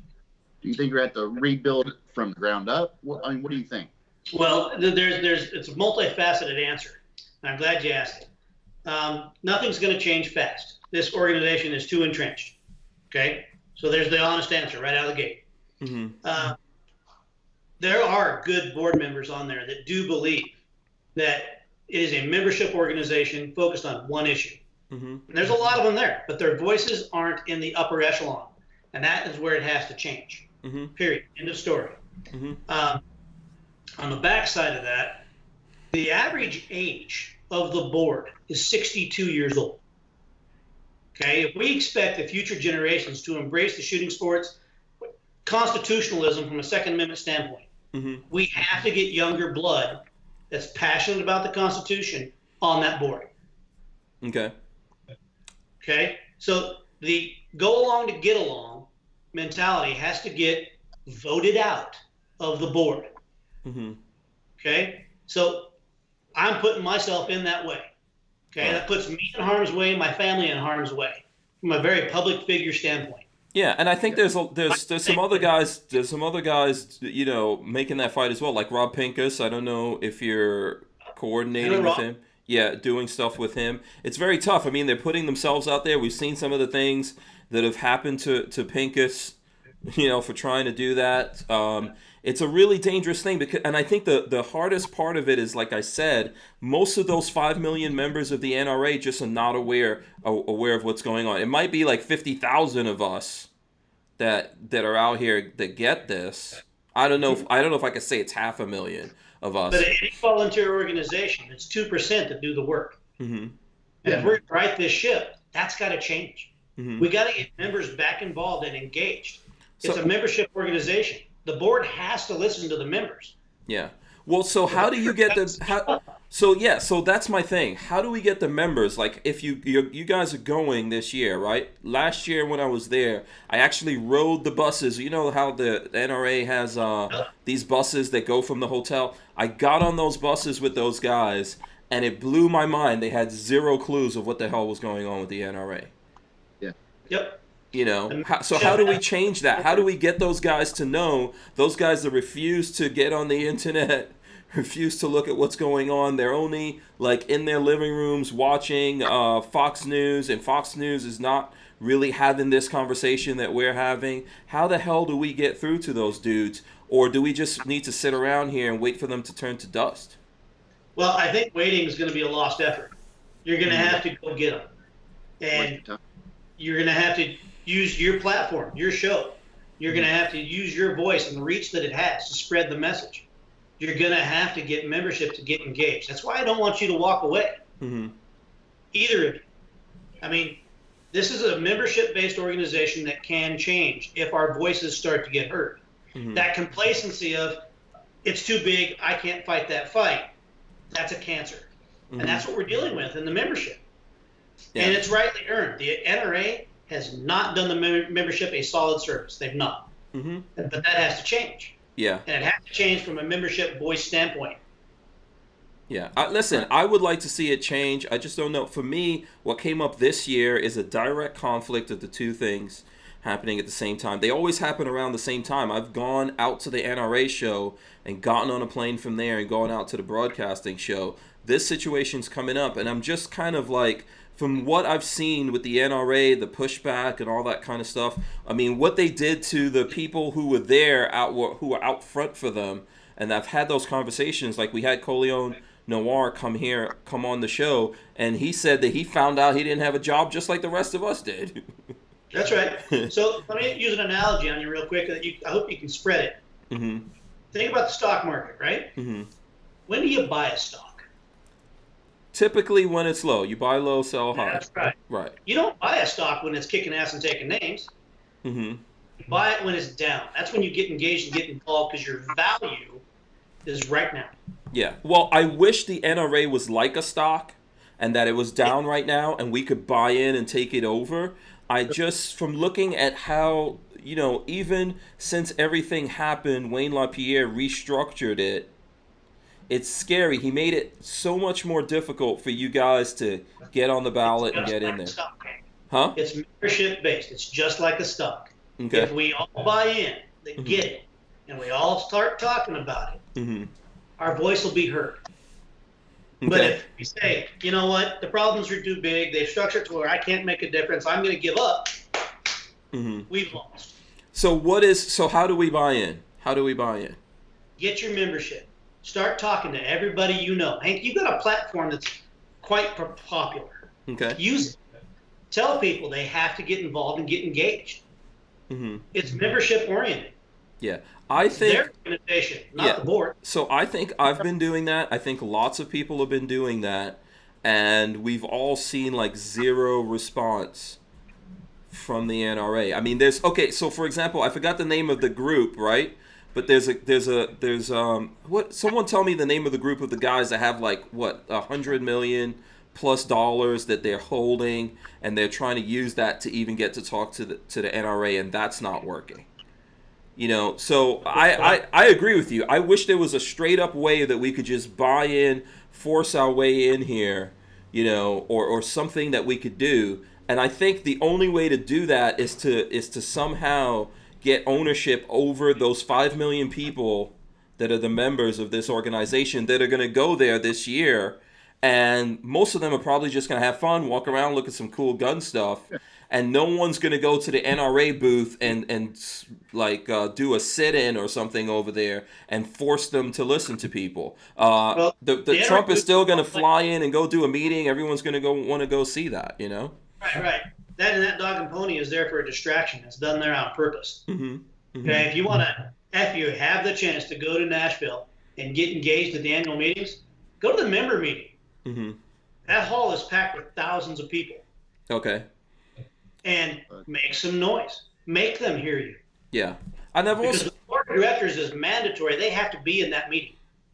Right. I mean, it's not like the NRA is not aware of these complaints. They know. They just don't want to change because it means exposure. It means it's going to shed light on the impropriety that's happened over decades. See, they're protecting it just like politicians are protecting theirs. Yeah. I mean, I like where you're coming from. I like what you're saying, and I agree to an extent. You know, I go to these Friends of the NRA meetings, these small local things, and you know, I'm a chairman online. Great people, but they're not in tune with what's really going on. They're not. So even on a local level, you're saying you're running into that. Yeah, I mean, I talked a real good friend of mine, big 1911 guy. You know, this guy's been shooting 1911 since before I was born. He's an expert, but you know, he's in all this, what's coming out, what's new, and I started talking to him about the went Pierre thing, and he was clueless, like had no clue. Mm-hmm. And I'm finding that a lot of places. Mm-hmm. Mm-hmm. Well, and I think that goes to the point. First of all, I want you to know, Jason, I support what you're saying, right? I think maybe we have to do from an outside in and from an inside out type of deal. I think the most effective way would probably be on the ground with the local organizations. But how is that set up? How's the structure there?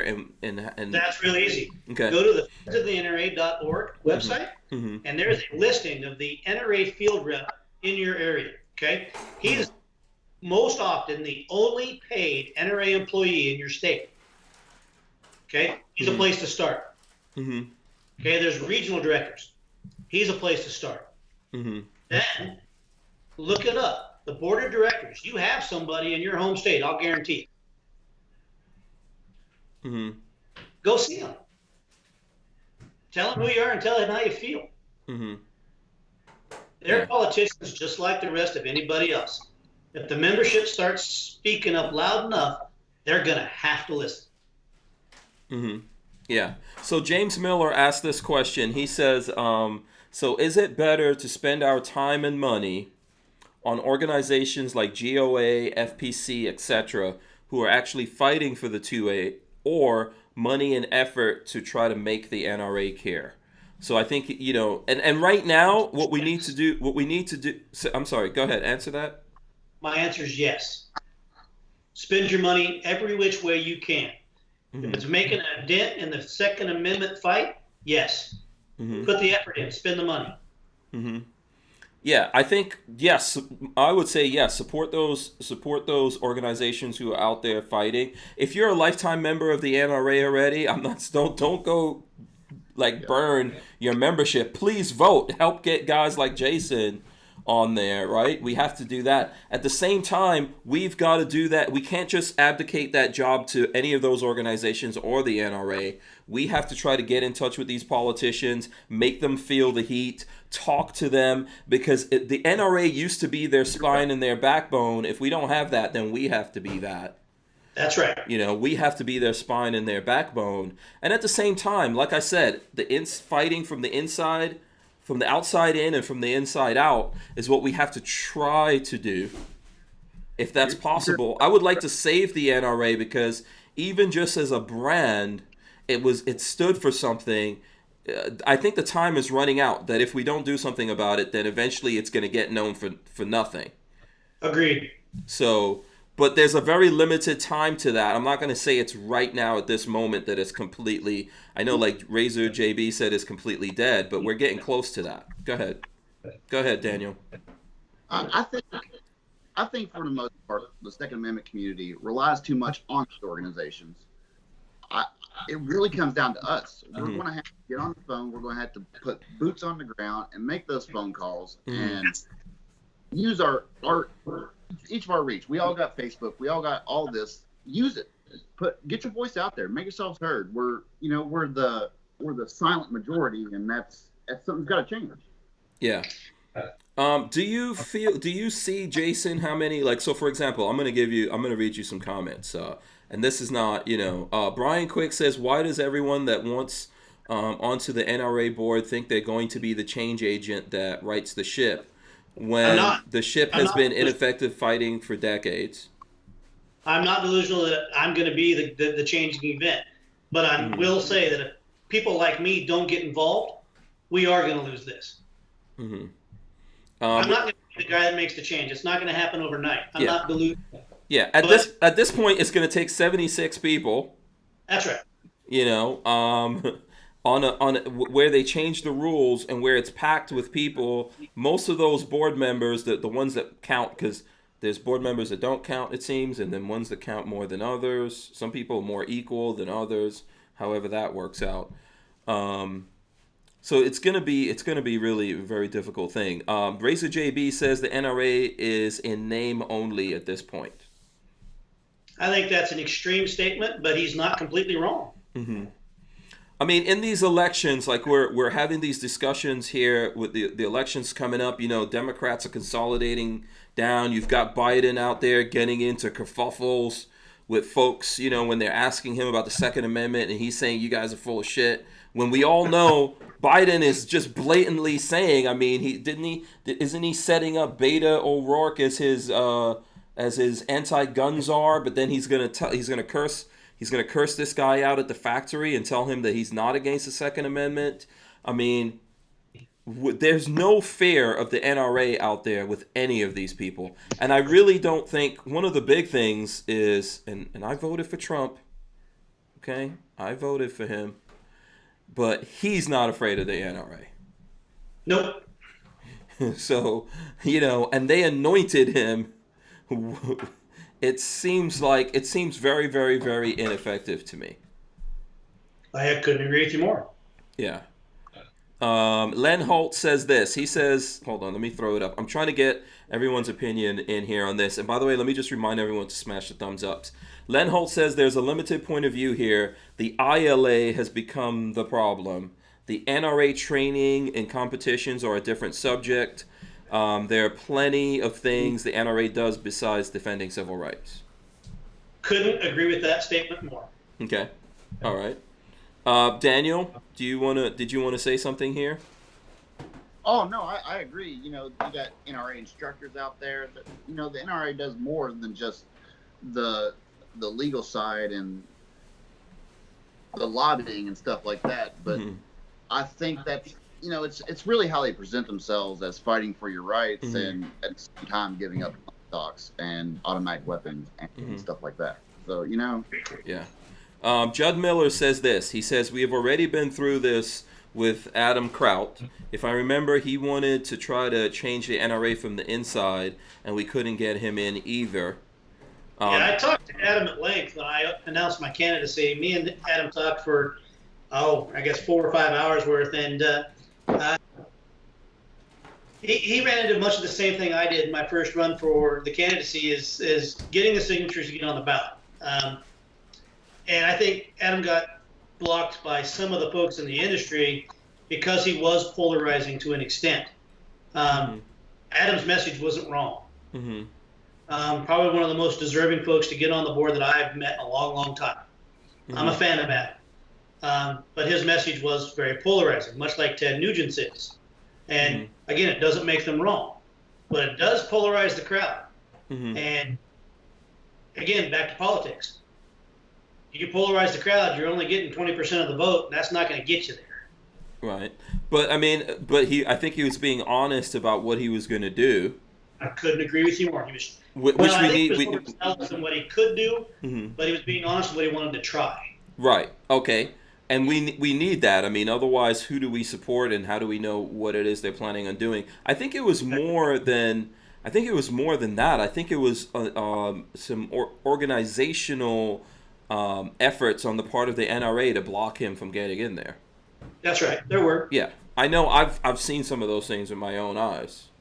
Yep. You know, things. Because he was saying the right things to the right membership, and that would have been the pebble into the pond, if you will, that would have started affecting change. And there is a good chunk of the board right now that is terrified of change. Yeah. Yeah. By the way, Walter from Safety Harbor Firearms is out there. Shout out to Walter. He says the protector of Baby Yoda in the house. In Hank's house, that is. So there you go.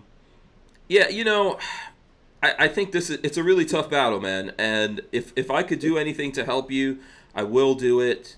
I just really look. So for example, we had a company that's been going to NRA for a long time.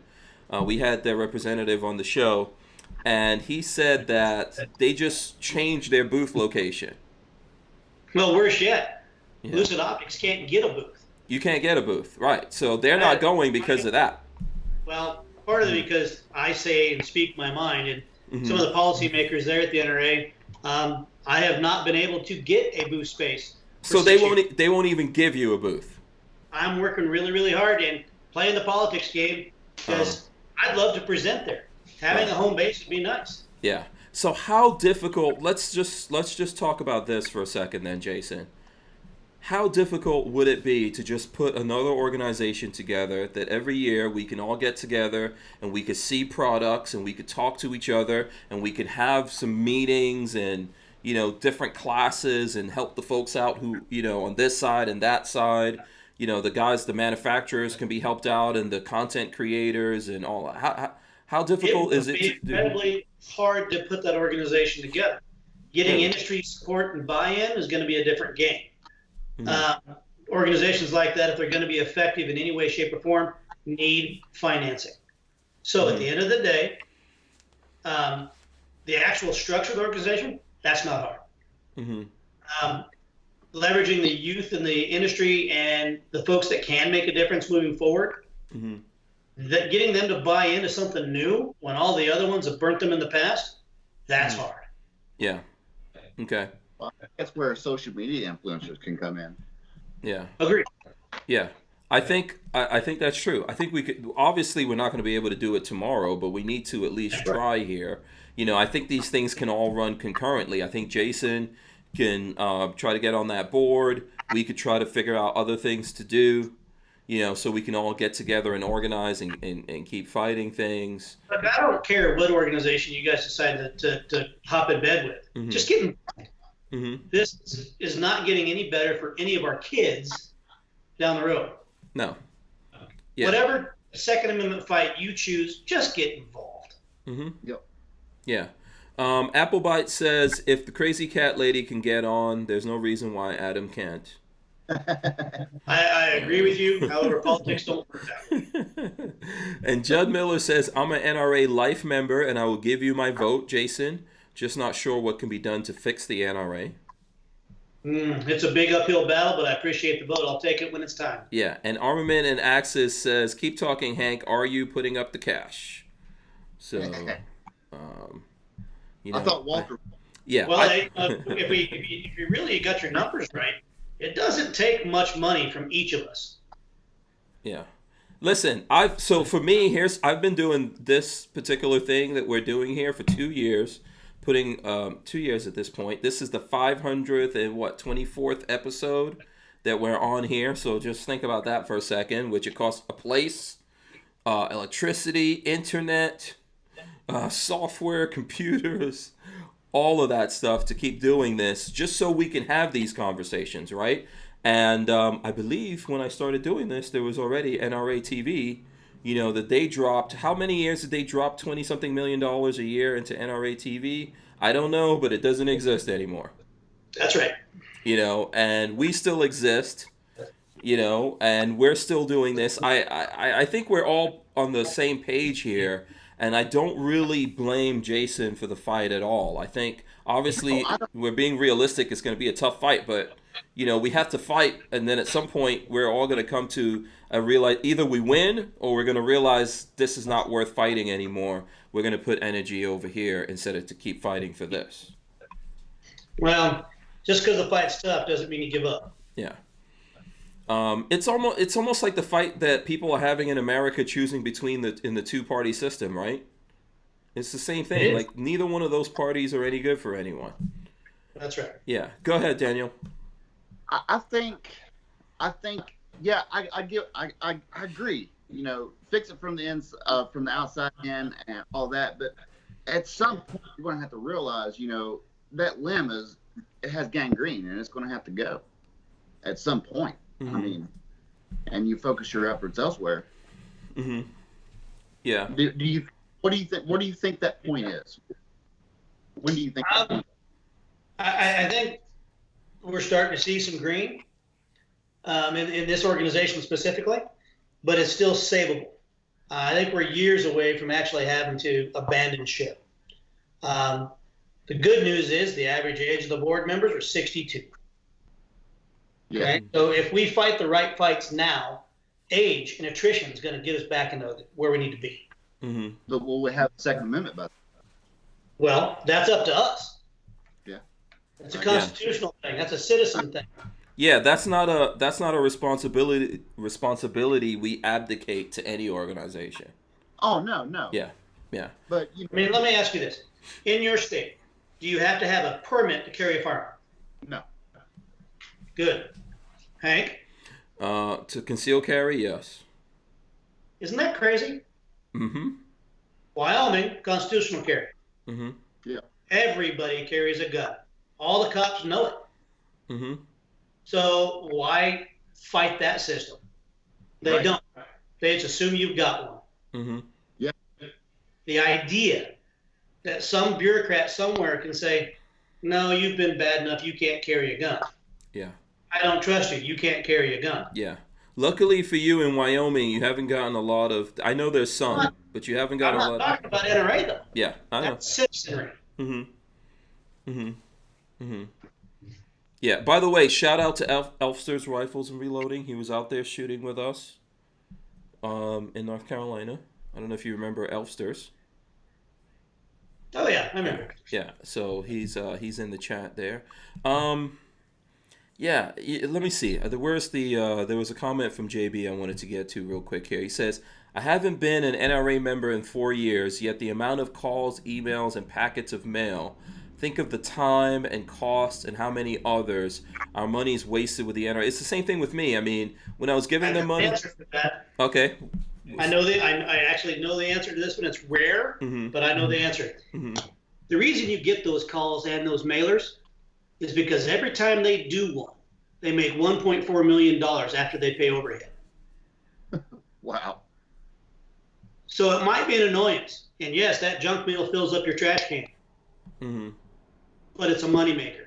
That's why they do it. Mm-hmm. I got one today.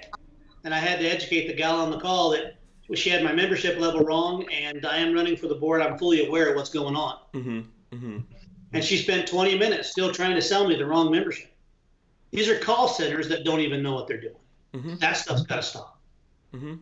I think that's one of the things that upsets a lot of people out there that, Absolutely. you know, once they get your money, they don't know you again until it's time to get your money again. They don't really care what you think about anything. They don't care if you're paying attention to this stuff and you don't like what's happening. They're just on the money train, you know. Hey, we're going to get this money from you. And they've gotten lots of life memberships from people. I know that's not going to keep them running indefinitely. Well, the mindset is, if I buy a life membership, they'll leave me alone. No, they won't. No. Nope. They want more money. That's right. Yeah. You know, it's like taxation without representation. That's exactly what it is. Yeah. Gotta stop. Yeah. So that's the big structure that needs to be changed, because with all those people there, they should be able to make these guys pay attention, but it just seems like they can't. You know, the only thing that's happened since everyone's been doing this is that they restructured everything and circled the wagons tighter, basically. So That's right. That's where the membership has to get involved and hold them accountable. Force an audit. Mm-hmm. Yeah. So hold on a second. So Armament and Access says, how do they make money doing that again? Is a question mark. He doesn't understand how they make money. And Tim Davis says that is not for profit fundraising. Huh? It's the law of averages. There's enough people that say yes and give them their money. Yeah. At the end of the day, most people are not aware of what's going on. We don't have the money to make the robocalls or send the mail outs to people to say, you know, don't give any more money to the NRA, demand they pay attention. We can't do that. So they're still able to. I keep saying to you guys, they have most of those 5 million members still intact. That's right. You know, so somehow we've got to be able to talk to those guys. It's going to be interesting to see what happens at this year's meeting. Like I said, I'm not going there. Do you guys? So you're not going, right, Daniel? I decided. I got a few things going on right now, but Okay. I was kind of wanting to go. I'm going to be meeting up with Hootie Hoo and those guys down there Okay. around that same time. I'll be in the area. Yeah. So if you make it out, I will be there. Yes. Come see me. Yeah, absolutely. Where are you going to be, Jason, and what are you going to be doing there this year? I'm going to be walking the floor. I'm going to be talking to members. I'm going to be talking to board members. Mm-hmm. I have some friends of the NRA business I have to do. Mm-hmm. My company works with that as well as I run my own chapter local. Mm-hmm. I'm on the grant board for my state. So I'm going to be fairly busy with some of that. Mm-hmm. But I'm going to be walking the floor talking to people. I'm going to be engaging membership, talking to them. Mm-hmm. Hopefully getting that message across of pay attention, get involved. Mm-hmm. There's nothing else. Do those two things, and this organization will change. Yeah. Tim Davis says, why can my 2 lifetime member minor children not vote for board of director candidates? Minor children is the key phrase there. Yeah. They're not letting them vote. They were happy to take their money for lifetime Well, they membership. took their parents' money in trust. Yeah. Right. Exactly. So there you go. Elfster says, I don't know. Okay, Elfster says, I might have missed it, but I believe the PSA custom scope 6 to 24 is a rebranded Lucid Optics. Not a complete rebrand, but yes, we do develop that one for PSA. Yeah. We've done a few things different for them, but at the end of the day, some of the similarities are overwhelming. Yes, it is similar to what we produce currently. Oh, okay. What can we talk about? What the differences are on the PSA version, or not in complete detail? I haven't got the release to do that just yet. Okay, but understood. we are developing that optic for PSA. Oh, okay. All right. Big Dre 357 says he's gonna be at the NRA filming and seeing what happens. Big Dre, you should get in touch with Jason from Lucid Optics. You know, I hope.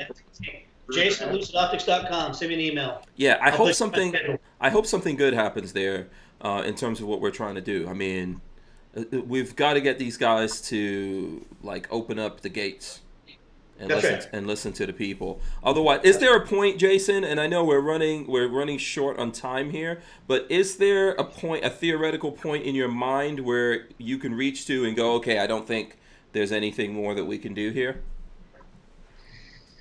I'm not willing to give up yet, so I'm not seeing that piece. Okay. There may come a point in the future, but I'm a fighter, and I believe this fight is valid and worthy of my time. Okay. Night Train says, I wonder who counts the votes for the NRA board elections. After all, it was Joe Stalin who said, it's not the people who vote that count, it's the people who count the votes. He's got a really good point. Yep. And I've asked that question directly, and one of the meetings I've got at the NRA annual meetings with 3 board of directors that are supposed to answer that for me. Well, great question. Yeah. Yes. When you find out the answer to that, you need to let us know.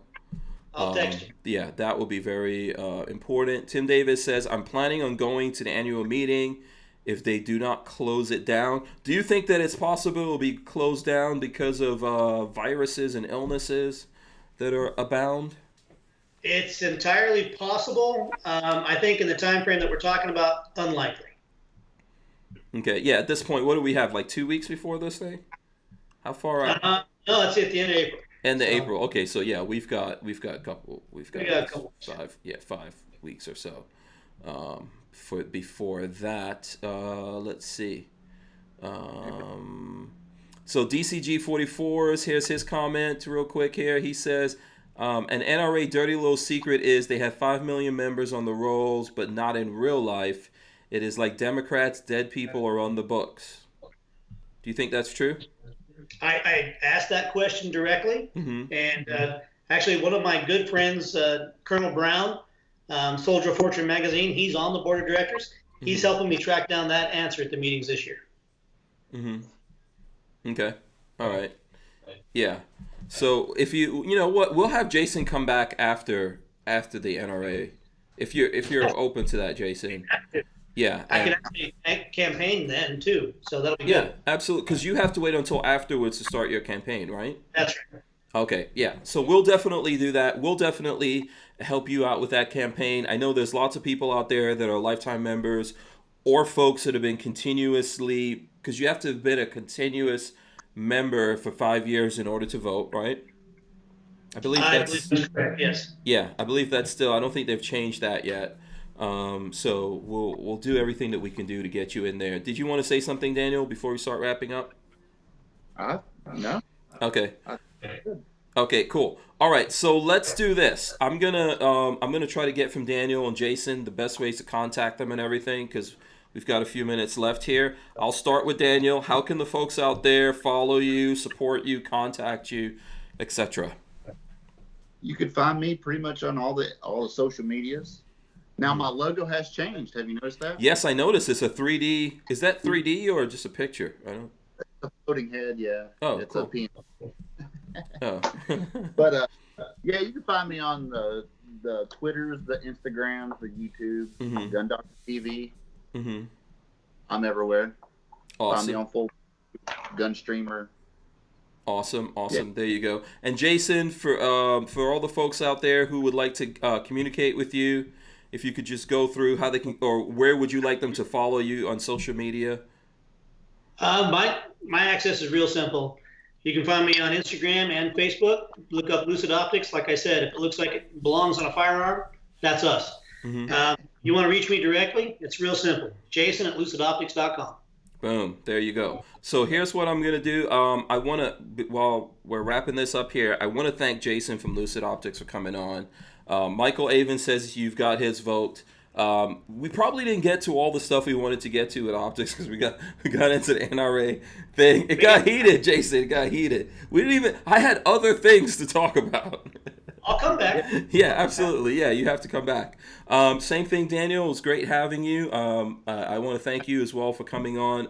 You guys need to go follow these guys. If you are in the market for a scope here, please, consider Lucid Optics, okay? And what was it? Hank 20 gets you 20% off on the Lucid Optics site, huh? Oh, Strange 20. Sorry, Strange 20. Lola reminded. Strange 20. Yeah, Strange 20 gets you 20% off on Lucid's site. If you forget that or whatever, hit me up on social media. I will remind you of it. I'll make some posts and stuff like that. Check them out, and then let us know what you think about it also. I'm not trying to make you guys go out there and just get it without... Give us the feedback. We'll be happy to do that. We'll be happy to get Jason to come on. And, if you need some instructions on where to put your matchsticks and your batteries... and things like that, we can help get that worked out. Okay, everyone stay right there. I am going to drop the end right now. Press the button for the end. Make sure you guys subscribe here to the channel. Thumbs ups, leave your comments, and all that kind of stuff. Of course, ring the bell so you can be notified when we go live with the podcast. And you can also check out the podcast on audio at your favorite places to listen to podcasts. People all over the world. We're internationally known and locally accepted with the podcast. Shout out to all those folks who actually listen to us.